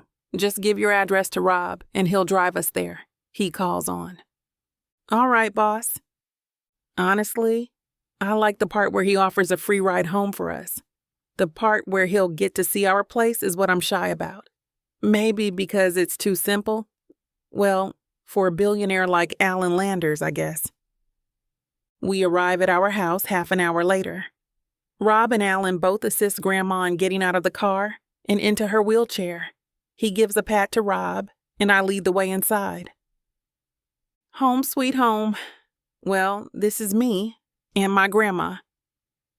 "Welcome to our home, Allan dear," Grandma says with a big smile on her face. "Do you love the place?" "I sure do." His eyes study the room. "You might be starving. Charmaine, why don't you give him something to eat?" "No, thank you. I'm good," Allan says. "If you'll excuse me, I just need to make a call." "All right. Let's get you back to your living room, Grandma," I tell her. "Oh, thank God. I miss my rocking chair." I push my grandma to the living room, and my suddenly phone rings. Allan is calling. Wait, what? I decline the call and just think that maybe he dialed the wrong number. But it rings again. From Allan. "This is crazy. Aren't you getting that, my dear?" she asks. "Unknown caller, Granny. Maybe they must have dialed the wrong number." "Twice?" Smart lady. "It might be an emergency. Go ahead, my dear," she insists. "Right. I haven't thought of that. Excuse me, Grandma." I look for Allan and see him leaning on the front door. "What the hell is going on?" I whisper. "Why didn't you accept my call? Why are you acting weird, you weirdo? Is calling someone on the phone weird? In this scenario, yes. All right, there's no need to argue." The frustration seems to make him stand up. "Can I tell you a secret?" "I have no time for games. Goodbye now." "No, wait, Charmaine." He quickly grabs my arm. This scene again? Does he like my arm that much? "All right, don't take this the wrong way, but your place isn't just suited for an old lady with a wheelchair," Allan says. My eyes study the whole place. "I guess you're right. This place is such a cramp. Well, for my grandma at least. But I can't do anything about it. This is my only home. Our home. Here." He hands me a shiny key. "Take it." "What's this?" It's a key, obviously. I know that this is a key, but what's it for? Maybe a key to a doghouse? He smiles. Kinda cute, kinda not. "All right, it's a key to a house. I have it prepared already." "Are you out of your mind? You're giving me a house? I don't see any problem with that. It's just a house." "It's a freaking house." "Yeah, so. I can't take." "Just take it, all right?" He interrupts. "You said it yourself that this place is such a cramp. So there, a key to a house. I have it prepared already, and you can move in right now." Allan, it's too much." "Well, I think it's the perfect house for you, especially for your grandma. It has a huge garden and a peaceful neighborhood." "This is still too much," I sigh. "It's equipped with everything that Lucille might need. Even a nurse is there, and a doctor is on call. But this isn't part of the deal. I can't take it." "I know. If you can't take it for yourself, maybe just take it for your grandma. It's for her health care anyway." "Why are you doing this?" "I'm doing it for your grandma. I love my own grandparents very much, and so as Lucille. I treat her now as my family, just as how my grandfather Martin treats you like his." "Oh, Allan." A tear sheds from my eye, but Allan quickly wipes it away as his deep-set hazel eyes gaze into mine. "I can't thank you enough." "Anything for family," he smiles. "You better start getting your things. I'll wait for you outside." As Allan attempts to walk away, I pull him back and give him a warm hug. He hugs me back and slowly runs his fingers through my hair. This feels so good. I'm just so thankful that there are a lot of kind people around me and Grandma right now. I can't wait to move into a better house and have the best health care that Grandma can get. I better start getting our things. But hold on. Let me just hug Allan for a few more minutes. Chapter 13. Allan. We arrive at one of my villas where I used to spend some time alone whenever I get so stressed out at work. I choose this house because the neighborhood is peaceful. Close to nature, it has a great landscape as well. It's just so perfect and comfortable to live in, making you never want to leave it anymore. Thanks to my assistant, everything was prepared to make it Charmaine and Lucille's new home. My #1 motto in life is anything for family. I want both of them to have all of the help that I can give.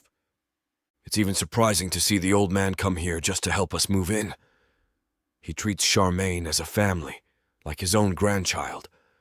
After all, she'll be his granddaughter-in-law in less than a month from now. The two old people have gotten close together as chess buddies. Every time he gets to take a break, I see them playing chess happily in the living room. It's just so cute when I hear one of them exclaim, "Checkmate," and laugh. Rob and my assistant are here to help too. They do most of the job as I tour Charmaine around the house. She's surprised by how big the house is. That's such a big bedroom and a big bed. Every room is so spacious that you just can dance in it. Well, space helps our mind relax. Besides, a wheelchair takes a lot of space. This way your grandma won't have any problem moving around. Now that we're already here on the 3rd floor, check out the rooftop. It has lovely patio furniture and a fireplace, I tell as I open the door, and I must say that this one gives you a really great view. Wow, look at that! What a nice view! A place to get some fresh air. Watch breathtaking sunsets, the magnificent night sky, the shining stars, you name it. I'm loving it already. This might be my favorite part of the house. No doubt. This is my favorite spot too, whenever I stay here. I feel the cold breeze as I stare at the beautiful horizon. This one has helped me a lot already in unwinding myself and taking a breather from a stressful life. We do need to stop and rest for a moment sometimes. Well, you said it yourself. Now you have the whole house for you to relax from time to time, I tell. Let's go check on the garden. We're walking in tandem at the huge garden just like a true couple. Why does she look very pretty every time she's close to nature? Maybe we'll have a garden wedding. Get a hold of yourself, Allan.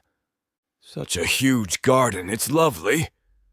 I bet that this place will be your grandma's favorite. I bet that too. She loves parks, and I can tell that this is close enough to look just like one. She inhales the air. You're right. This place really is perfect, especially for my grandma. Glad you like it. No need to go to parks. We sit on a bench. Thank you for all of this, Allan. She smiles. How can I ever pay you for all of your kindness to us? You don't have to. You'll be my wife soon. What's mine is yours. Stop right there, Allan.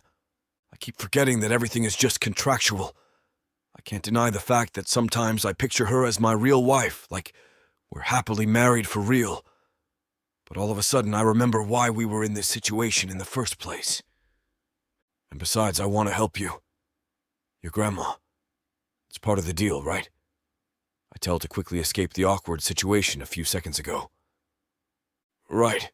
Part of the deal. She looks away. Why does she sound like she's disappointed with what I've said? Is it possible that she's having second thoughts about our fake marriage as much as I do? Wait, how come that I'm having second thoughts? I'll stay here in this house, by the way, I tell her. Oh. Her eyes widen with surprise. Is that so? Yeah, I prefer to stay here because this is the closest one to my office. Close to you as well. Stop it, Allan. But you don't have to worry about anything, I point out. I'll just sleep in the guest room. But why? Did she really ask why? I mean, why won't you share the bed with me? Well, I gulp at her surprising question. It's not part of the deal. Such a gentleman. Not bad for a fake husband. She smiles. I better go back and check up on Grandma. She walks back inside and leaves me sitting alone in the garden. Fake husband? Ouch. Why am I having a hard time about this fake marriage? It's fake, all right, so it should be just a piece of cake. Though I can't deny the fact that I feel a pinch on my heart when she said fake husband. The part where I treat Lucille as my family is real, but my marriage with Charmaine? I don't even know what to think. Neither I can't tell if I'm confused right now or just stressed about getting the shares of the exclusive trend. Maybe I just need to take a breather, get some rest. After all, I get a lot of sleep whenever I'm in this place. Chapter 14. Charmaine. I hate to say this, but I think I'm falling in love with Allan. My heart pounds like crazy whenever his warm hazel eyes meet mine that tries to see my soul. And my palms would sweat whenever he's around, with his charming looks and tender smiles that never leaves my mind. I feel so safe and at home around him. I never felt this way before, and it melts my heart how he takes care of me and Grandma Lucille. He does treat Grandma Lucille like his own family, and I couldn't ask for more. But this is so bad, being Allan's soon-to-be wife and pretend like we're in love with each other in front of Grandma is just for a show. Allan only agrees to this so he could get the remaining shares from Martin, and after that, we'll go on our separate ways. There should be no love involved. but I can't help but fall for his kindness, cheesy jokes, and sincerity, all of him.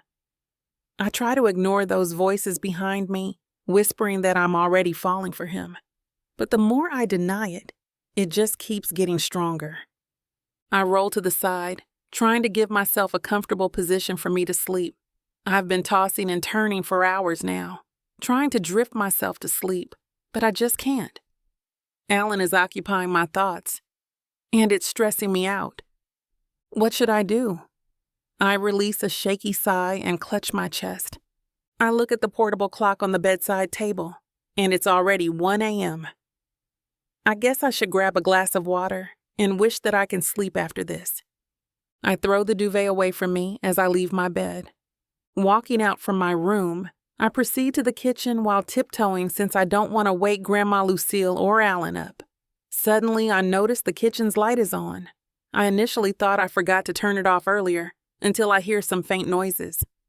Oh my God, what if someone is robbing us? I clutch my chest as the thought makes me nervous. I take a deep breath, trying to calm myself before I get in. I peek slowly, only to see Allan taking a glass of skimmed milk on the black marble kitchen bar counter, topless. I forgot to breathe for a moment as my eyes scan his broad shoulders and those well-defined pecs. His 8-pack abs are waving at me. His toned biceps are visible from the way he holds the crystal glass. Wow, he's so hot. I only gulp at the sight. Watching him right now makes my throat dry. I can't stop my heart from racing. It's deafening me. My surroundings start to heat like a sauna. Charmaine? I'm startled when he calls me. He smiles until his eyes settle on my black satin nightgown. Hey! Gosh, why am I stuttering?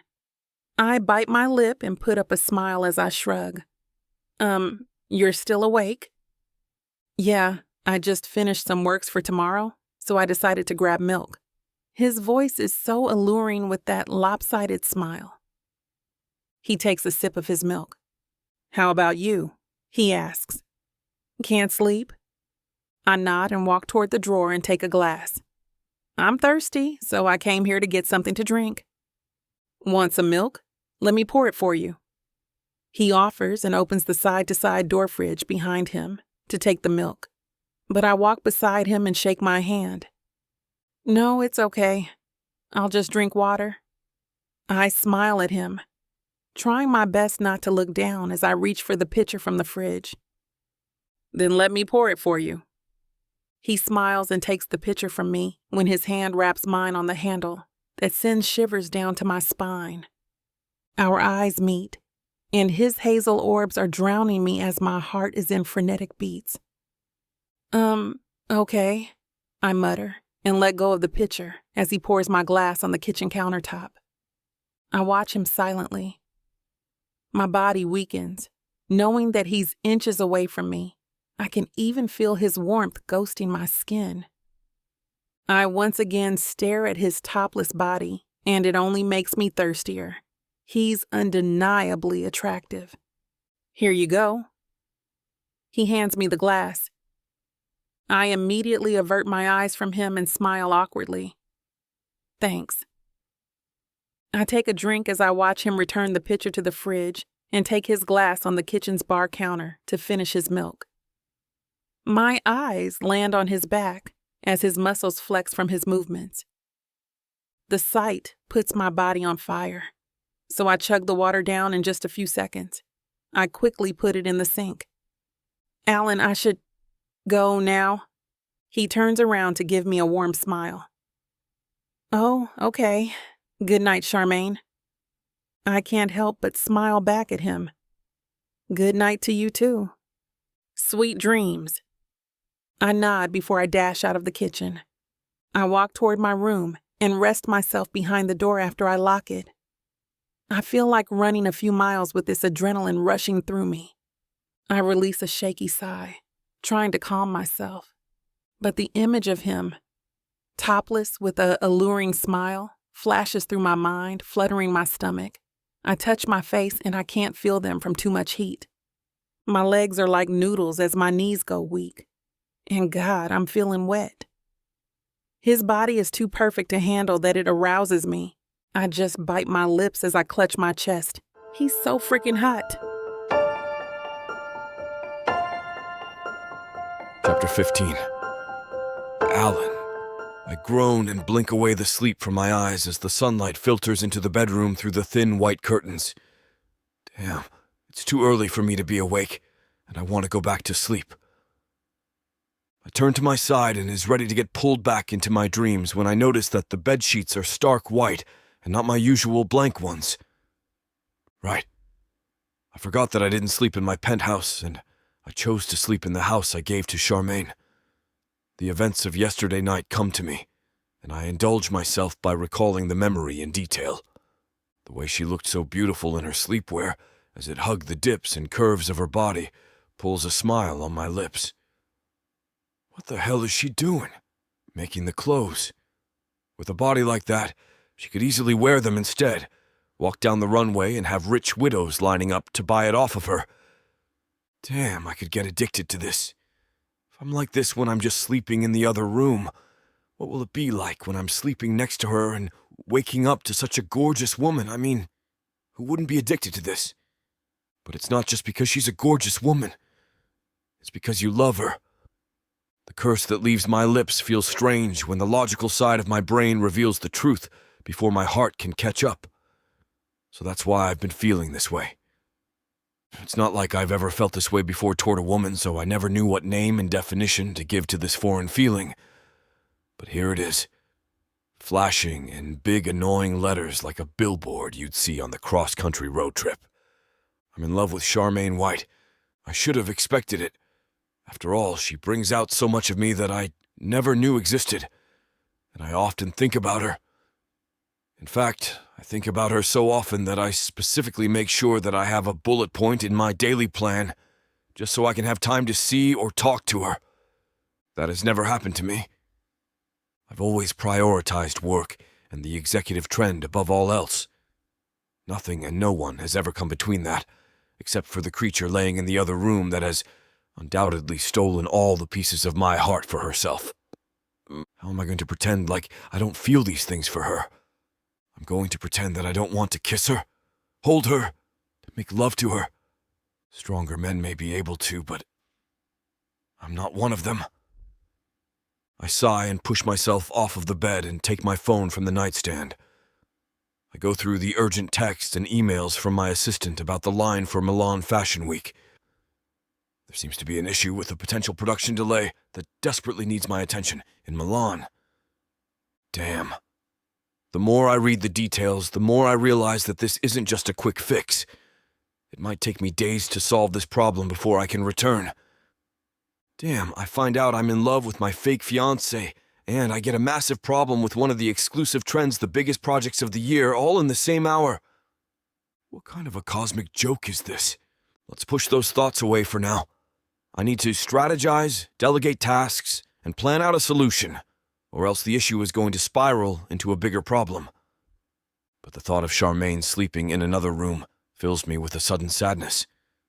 Leaving to fix this means leaving her behind, too. For now, I can't really do much since I can't burden her with my feelings. I have to remember that this contract and this whole fiasco has a deadline, so kissing, hugging, and making love are absolutely not allowed. But maybe after the marriage, things can change. After all, we'll be married to each other for 2 years. Maybe by then, the feelings between us will be different. The shrill ringtone of my phone pulls me out of my thoughts. I answer it on the third ring. Luca, the head of the Italian office of the executive trend, speaks in rapid and panicked Italian, as he summarizes the same problems my assistant had already laid out in the email. Luca, per favore parli in inglese, I say with a frustrated sigh. Although I understand Italian and can converse the language fluently, it's too early for the day and my heart is too messed up for me to focus on speaking in Italian. My apologies, Signore Allan, Luca replies in a gruff voice as I hear the rustling of paper in the background. But we need to get this solved before the launch. This is a disaster. I roll my eyes at his choice of words. Luca is a really good employee, someone I can even call a friend, but he always resorts to hyperbole whenever he speaks in English. Sure, the problem is a big headache, but it's nothing that I can't fix. I'll get to it, Luca. I'll be flying out to Milan today. Mi dispiace. I didn't mean to interrupt your wedding plans.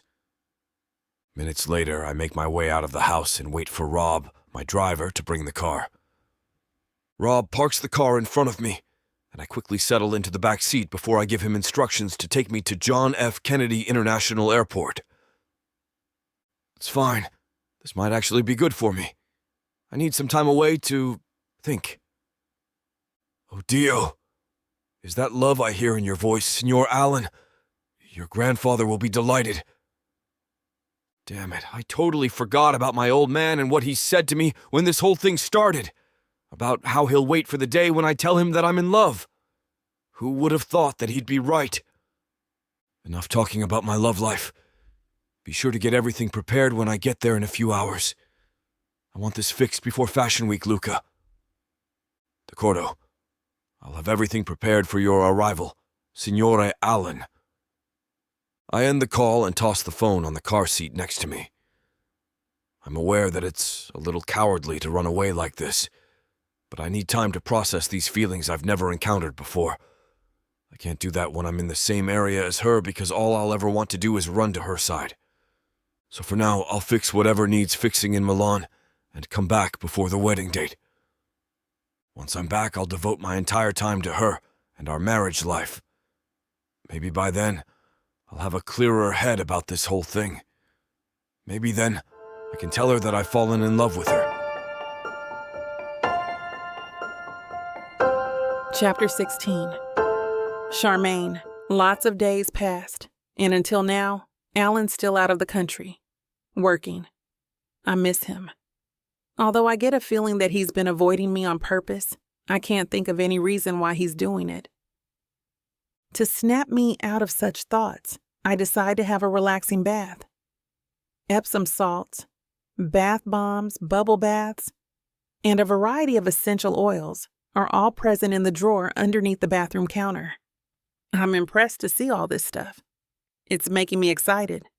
I add almost 2 cups of Epsom salt in the black freestanding bathtub while the water is still filling it.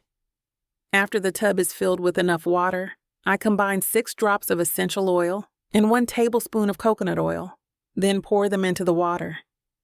It's difficult to choose from the variety of essential oils, especially between lavender and rosemary. But I chose lavender because Granny said that it has a relaxing scent. After lighting some unscented candles and turning off the lights, I remove my robe and soak my whole body. The temperature of the water relaxes my muscles. I feel at ease until Alan's face pops into my head. My face becomes hot, and my heart races when I suddenly imagine every detail on his face and body in a flash. Girl, calm down. I take slow, deep breaths and try to focus my attention on the things surrounding me. The next day, I wake up earlier than expected. I feel so refreshed and thankful for this new day. My energy is replenished, and I'm in the best mood, ready for anything. Good morning. Granny greets me with a sweet smile. Morning. I'll make our breakfast right away, so sit back and take a sip first at this fruit smoothie I made. I reached for the whole grain bread on the cupboard and noticed a bunch of potatoes laying on the lower left corner. Potatoes or whole grain toast? I ask. Whole grain toast, please, she smiles. Did you put yogurt on this smoothie? Yes, but just plain yogurt and fresh fruits. So that's why it doesn't taste so sweet. It's good. Grandma Lucille likes smashed avocado or peanut butter as a topping on her toast. I want to top it with any of her favorites, but I already gave her fruit smoothie, so I'll just fry some eggs. Dear, I'll be staying in the garden. Just call out if you ever need something from me. All right, but it's hot outside, isn't it? Not really. Today's weather is great. Granny walks out of the kitchen and head toward the garden. After a few minutes, I'm finally done cleaning. I go to where Granny is and find her standing in the gazebo. She's gazing at the flowers and different kinds of plants while having a smile on her face. I walk, then stand beside her. I feel so happy right now that my very sweet and precious granddaughter is going to get married. I hug Grandma Lucille. I notice her condition gets better as each day passes by. Martin's also accompanying us these days. He's giving suggestions to our wedding planner and plays chess with Granny all the time. She's in a bright and happy mood while waiting for the big day. I think it boosted her health, and I'm so glad it did. Oh, I almost forgot. I need to call Nadia, I say. Martin's the one who introduced me to her. She's our wedding planner. He told me that she's a top tier. I put my phone back in my pocket. Her line's busy. You should try calling her later. Okay, I will. By the way, have you taken your vitamins yet? Of course, sweetie. I never forget about that. Granny wraps her arms around me. I try calling Nadia again. She said that I need to choose another set of menus for the wedding guests. She'll be sending me a list through email. We're getting busier preparing for the wedding. The guest list is finalized, and so is the venue. The Design Star Tailors team is making my wedding dress, veil, and undergarments. I want to work with them, but Lizzie stopped me. Granny helped me with choosing the bridal party attire and accessories. I find it hard to get inspiration from wedding websites, Pinterest, and Instagram. There are lots of wedding themes, and I don't know which is best because from super classic to the alternative theme, they're all beautiful and gorgeous. It's so much better to have a wedding planner. She did a great job of picking wedding colors and ideas for decors such as centerpieces, garlands, lanterns, candles, and more. We also assembled the florist, photographer, videographer, and musicians. The caterer called me and gave me the tasting schedule for the menu and the wedding cake. Granny, the caterer contacted me yesterday and told me that we'll taste the menu and cake at 10 a.m. About that, Martin also called, saying he'll be coming with us for the tastings. Just like what she said, Martin arrived after half an hour. Martin tells me to relax and rest because I've been helping with our wedding preparations a lot. I don't feel tired at all. It's exciting, and I'm happy to meet and communicate with different wedding pros. The food and wedding cake taste so good. We're about to go home, and Martin tells us that Granny and I should go to a spa first, but we refuse. Want to have some tea? I ask Granny. Yes, please. I pour hot water over the dried chrysanthemum flowers, then give it to Granny. Thank you, sweetie. It's been a long day. You should take a bath first, then rest. While preparing for the wedding, I constantly think about Allan. I'm longing for him, and whenever I see his face in my mind, I always have overwhelming feelings. I want to have an emotional and physical connection with him. His thoughts, feelings, needs. I want to know it all. I just realized how much I love Allan. I hope you're enjoying this audiobook by Vic Savon. If you want to keep hearing more audiobooks, then please hit that subscribe button and like the video. It may seem insignificant, but the more people that subscribe, the easier it is to produce more audiobooks in the future. So please help us out and subscribe to our channel. Thank you for listening, and now back to your book.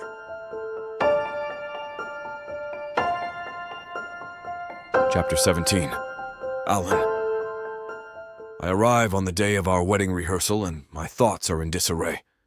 I keep on huffing, arguing with myself, and clueless on what to do or say as I try not to get closer to Charmaine, who's looking so stunning with that short light blue cocktail dress while talking to our grandparents. Hell, I want to take her in my arms, kiss her luscious lips, and tell her how I truly feel about her before the big day. But wouldn't it be romantic if I'll do that at our wedding and our honeymoon?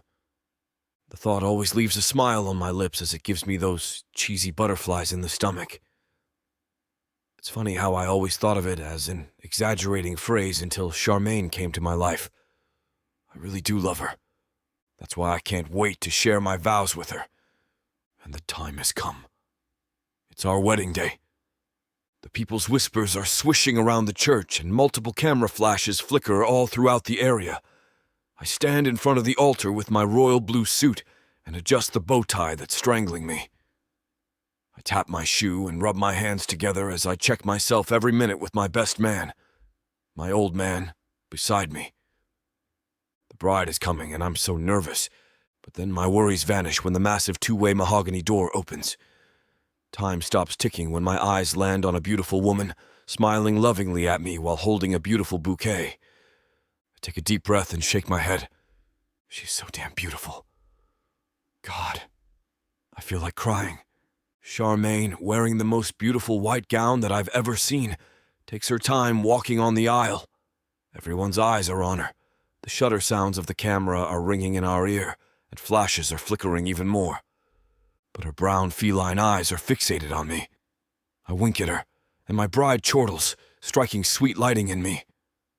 I suddenly feel a warm hand on my shoulder. "Aren't you lucky, Allan?" my old man whispers. My cheeks are getting numb from too much smiling while watching Charmaine gets closer to the altar.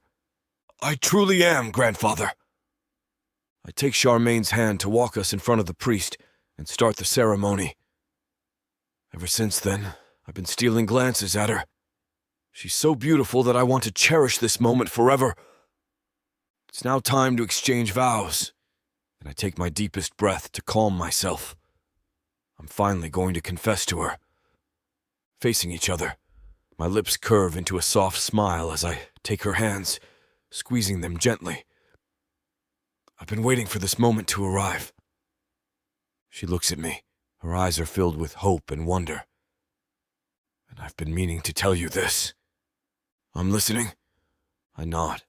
Her radiant smile gives me enough courage. I cup her cheek, staring deeply into her eyes. I take another deep breath as I pour my emotions all at once. "I love you, Charmaine."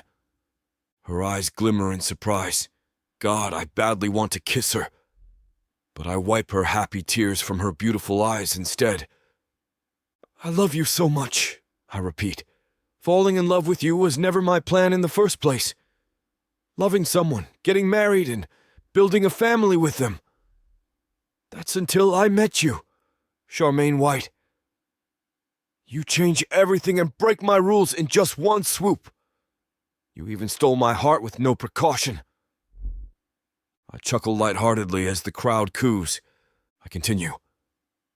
"From the moment I saw you, I knew you were the one whom I'll marry, the woman whom I'll build a family with, and whom I'll spend the rest of my life with. I've been avoiding those thoughts, but I failed. It only made me fall for you even deeper." I shrug, earning a soft chuckle from her. "Allan," she purrs, and I kiss her hand before taking our wedding ring from the priest. "Charmaine White, I'm so in love with you, and I can't imagine myself with anyone but you. With this ring, I promise to be a kind, faithful, and loving husband to you until our very last breath. Take this as a symbol of my everlasting love for you." She watches how the ring fits in her finger perfectly. Joy is written all over her face as she looks at me before taking another ring from the priest and holding my hand. "You don't know how happy I am right now, Allan. And I love you too." She sniffs with a tender smile plastered on her face. "I don't know how, but it just happened. I fell in love with you so unexpectedly, and I can't stop it. I can't wait to spend the rest of my life with you, Allan." I'm floating at her words. My heart wants to burst from too much happiness. "So, by this ring, I promise to be a loving and an understanding wife and take care of you, to love and support you for eternity, in sickness and in health, and for richer or poorer." With the wedding ring on my finger, I wipe the tears that are falling on her cheeks. "I now pronounce you husband and wife." The priest blesses us, and our eyes met with his gentle beam. "Mr. Landers, you may now kiss the bride." "I've been waiting for this moment." My wife's giggle is such a beautiful melody that I want to hear it every day. "Well, I surely will." Her slender arms then lock around my neck as I grab her thin waist. Our lips find their way to each other as we share a passionate kiss in front of everyone. The people give us a loud clap that echoes in the church as we walk out with our hands clasped together. This is just the beginning of my forever with her. Chapter 18. Charmaine, love. The sheer idea of this emotion hasn't sunk in yet. I'm on cloud 9, floating in bliss. The confession surprised me. Indescribable emotions fill my heart. Love, delight, hope, and faith. So much to name it all. Everything is a jumble. In the arms of my husband, love spreads. The way he stares at me makes my knees quiver in anticipation. His left hand is feverish against my waist, searing me to the bones. Allan oozes manliness, a walking popsicle, lickable and delicious. Eyes always follow him around. Women refuse to stop staring. He's my man. And despite attending our wedding, they have other ideas. But who cares? This is my day. Allan chose me. The other half of his heart, his lost rib. This is our song, Allan says, and guides me to the dance floor. Hands around my hips, he tightly holds me. Now and forever. We don't have a theme song because our relationship isn't a conventional one. But this music embodies our wish to be together for a lifetime, for all eternity. Forehead to forehead and me in his arms, we dance the night away. Thunderous sounds overwhelm me. It's all that registers. Goodbyes and congratulations didn't reach my ears. Oh God, I'm nervous. Clammy hands grip the sides of my gown. Rivulets of sweat make my gown stick to my back, and drops of it trail on my forehead. Heart racing, I smile awkwardly. You okay? Allan leans toward me. Great. My knees almost buckle when his scent reaches me. Scotch, woodsy scent. You don't look that good to me. A frown mars his face, worry surfacing. Let's rest, my wife. Such words are music to my ears. Like a doll, I nod. Having your honeymoon in the same hotel that you had your reception is an advantage. We have the penthouse to ourselves. The elevator opens after Allan swipes his card. The long hallway is full of art and paintings, and calligraphy hangs on the wall. To my surprise, I'm in his arms. Allan, let me carry you, my love. His words kill all the embarrassment in my heart. The least of my problem is my weight. We pass by elegant, antique vases. There's only one door at the end of the hallway. Allan whips out another card again and swipes it. A big bed, larger than anything I've ever seen, welcomes us in the middle as soon as the door opens. The thing occupies the center space. Even 3 king-size beds won't amount to it. What is this? What a stupid question to ask. Warmth traveled to my face. It's a bed, baby. Allan's voice reverberates in my ears and I jump away. This is where we'll consummate our marriage.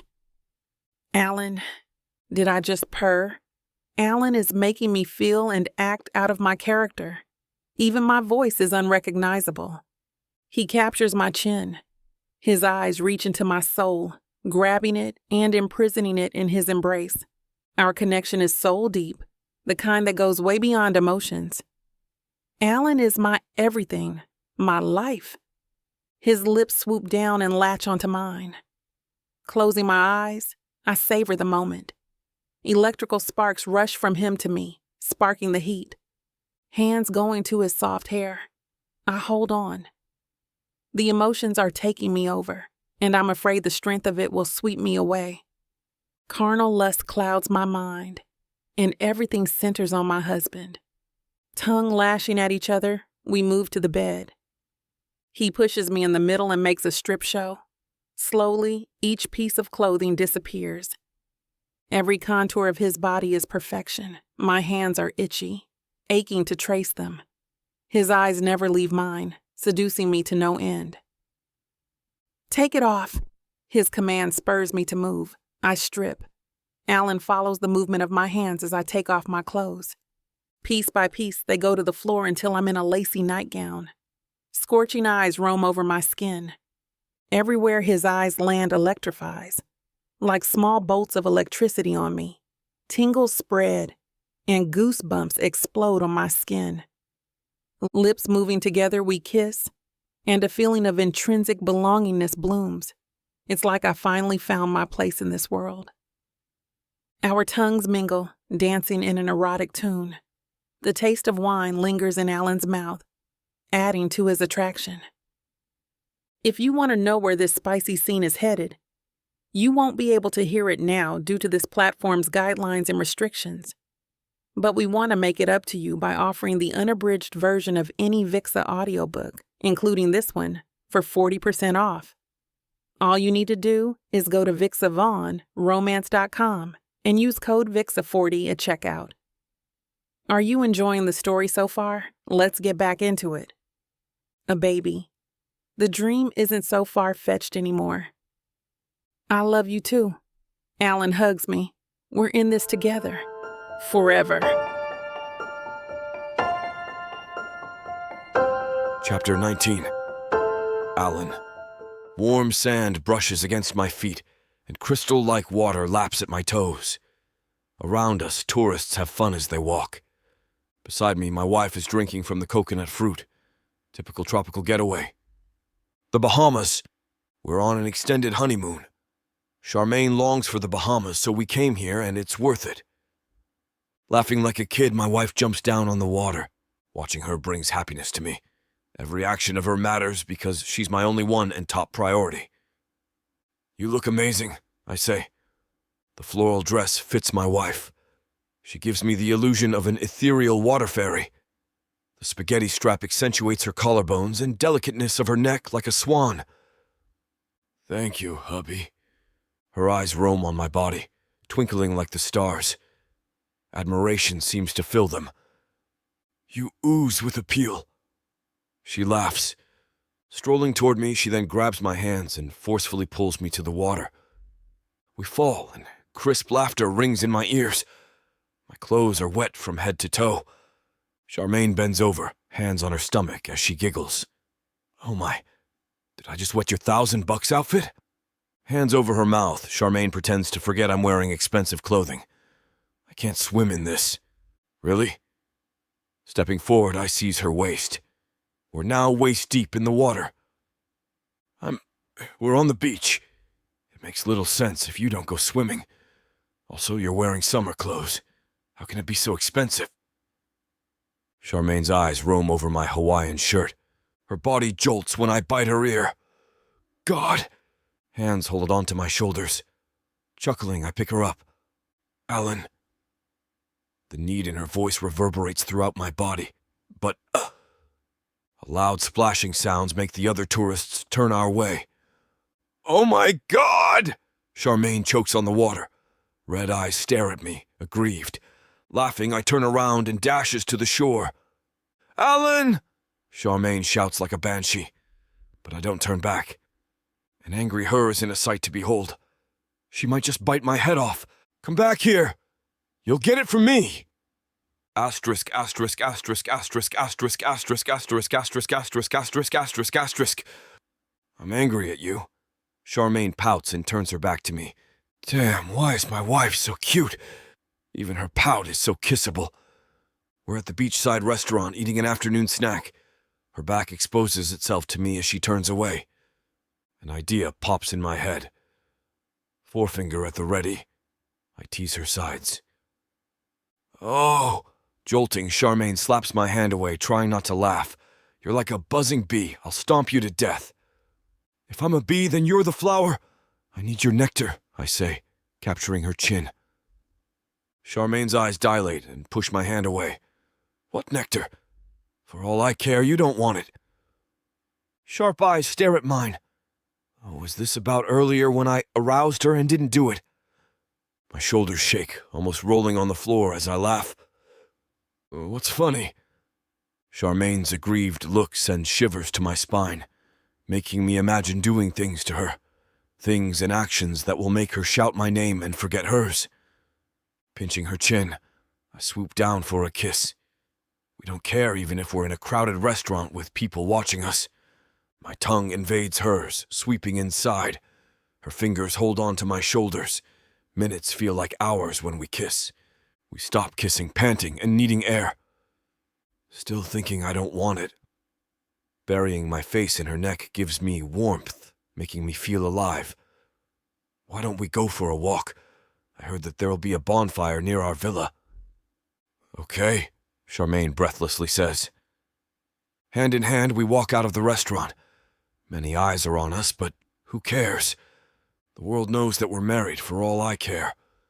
Shouting it to the universe is good too. Cool sand touches our feet, and it's comforting. The sun hides in the clouds, almost setting. The sea breeze hits our faces, and it feels refreshing. Awkward silence prevails as we hold hands, basking in the beauty of nature. The two of us enjoy the view. This is a rare chance. We can't do this in the city. Even if we're silent, our warm hands communicate our feelings. Honeymooning here is a perfect idea. Charmaine's voice shakes me out of my reverie. I wanted to have a house on the beach. It was a childhood dream. Charmaine has a faraway look in her eyes. A childlike voice rings in my ears, and an image flashes in my mind.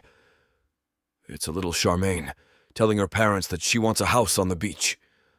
A warm hand caresses my heart, enveloping me. How about we buy a place here? I choke on my voice.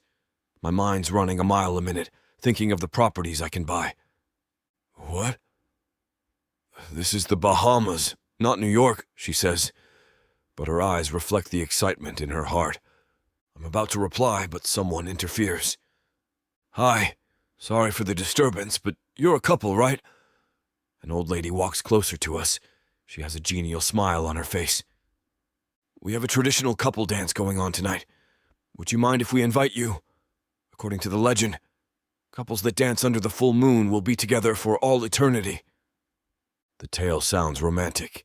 Charmaine's interest spikes up, and she steps forward. We will, Charmaine says. The old lady smiles and leaves. Isn't it perfect? Charmaine grabs my hands and kisses my palms. We need to go. Anything you want, sweetie. But first things first. Let's go for a swim. I pick her up and carry her into the deep part of the beach.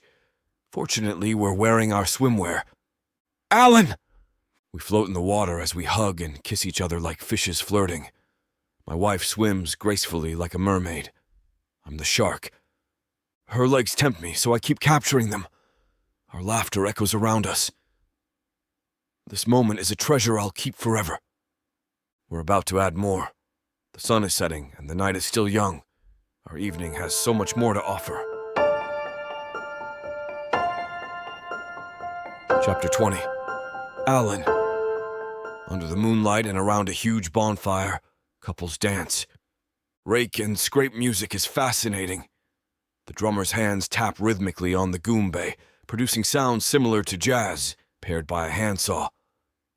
Interesting. Charmaine's face mirrors my question. How can a handsaw produce unexplainable harmonic sounds? The beat intensifies, and it drives our bodies to dance vigorously and freely. Our feet stomp on the ground wildly without a particular choreography. Sweat trickles on our bodies, but we don't care. We jive to the music. So are the natives and tourists. Everyone is having fun, enjoying this rare moment of festivity. Without noticing, 2 hours pass by in a blink.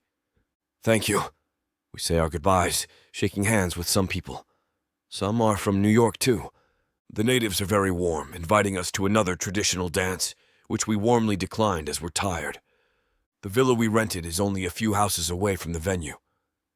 I would love to dance to that again if I have time, but it's very tiring, Charmaine says.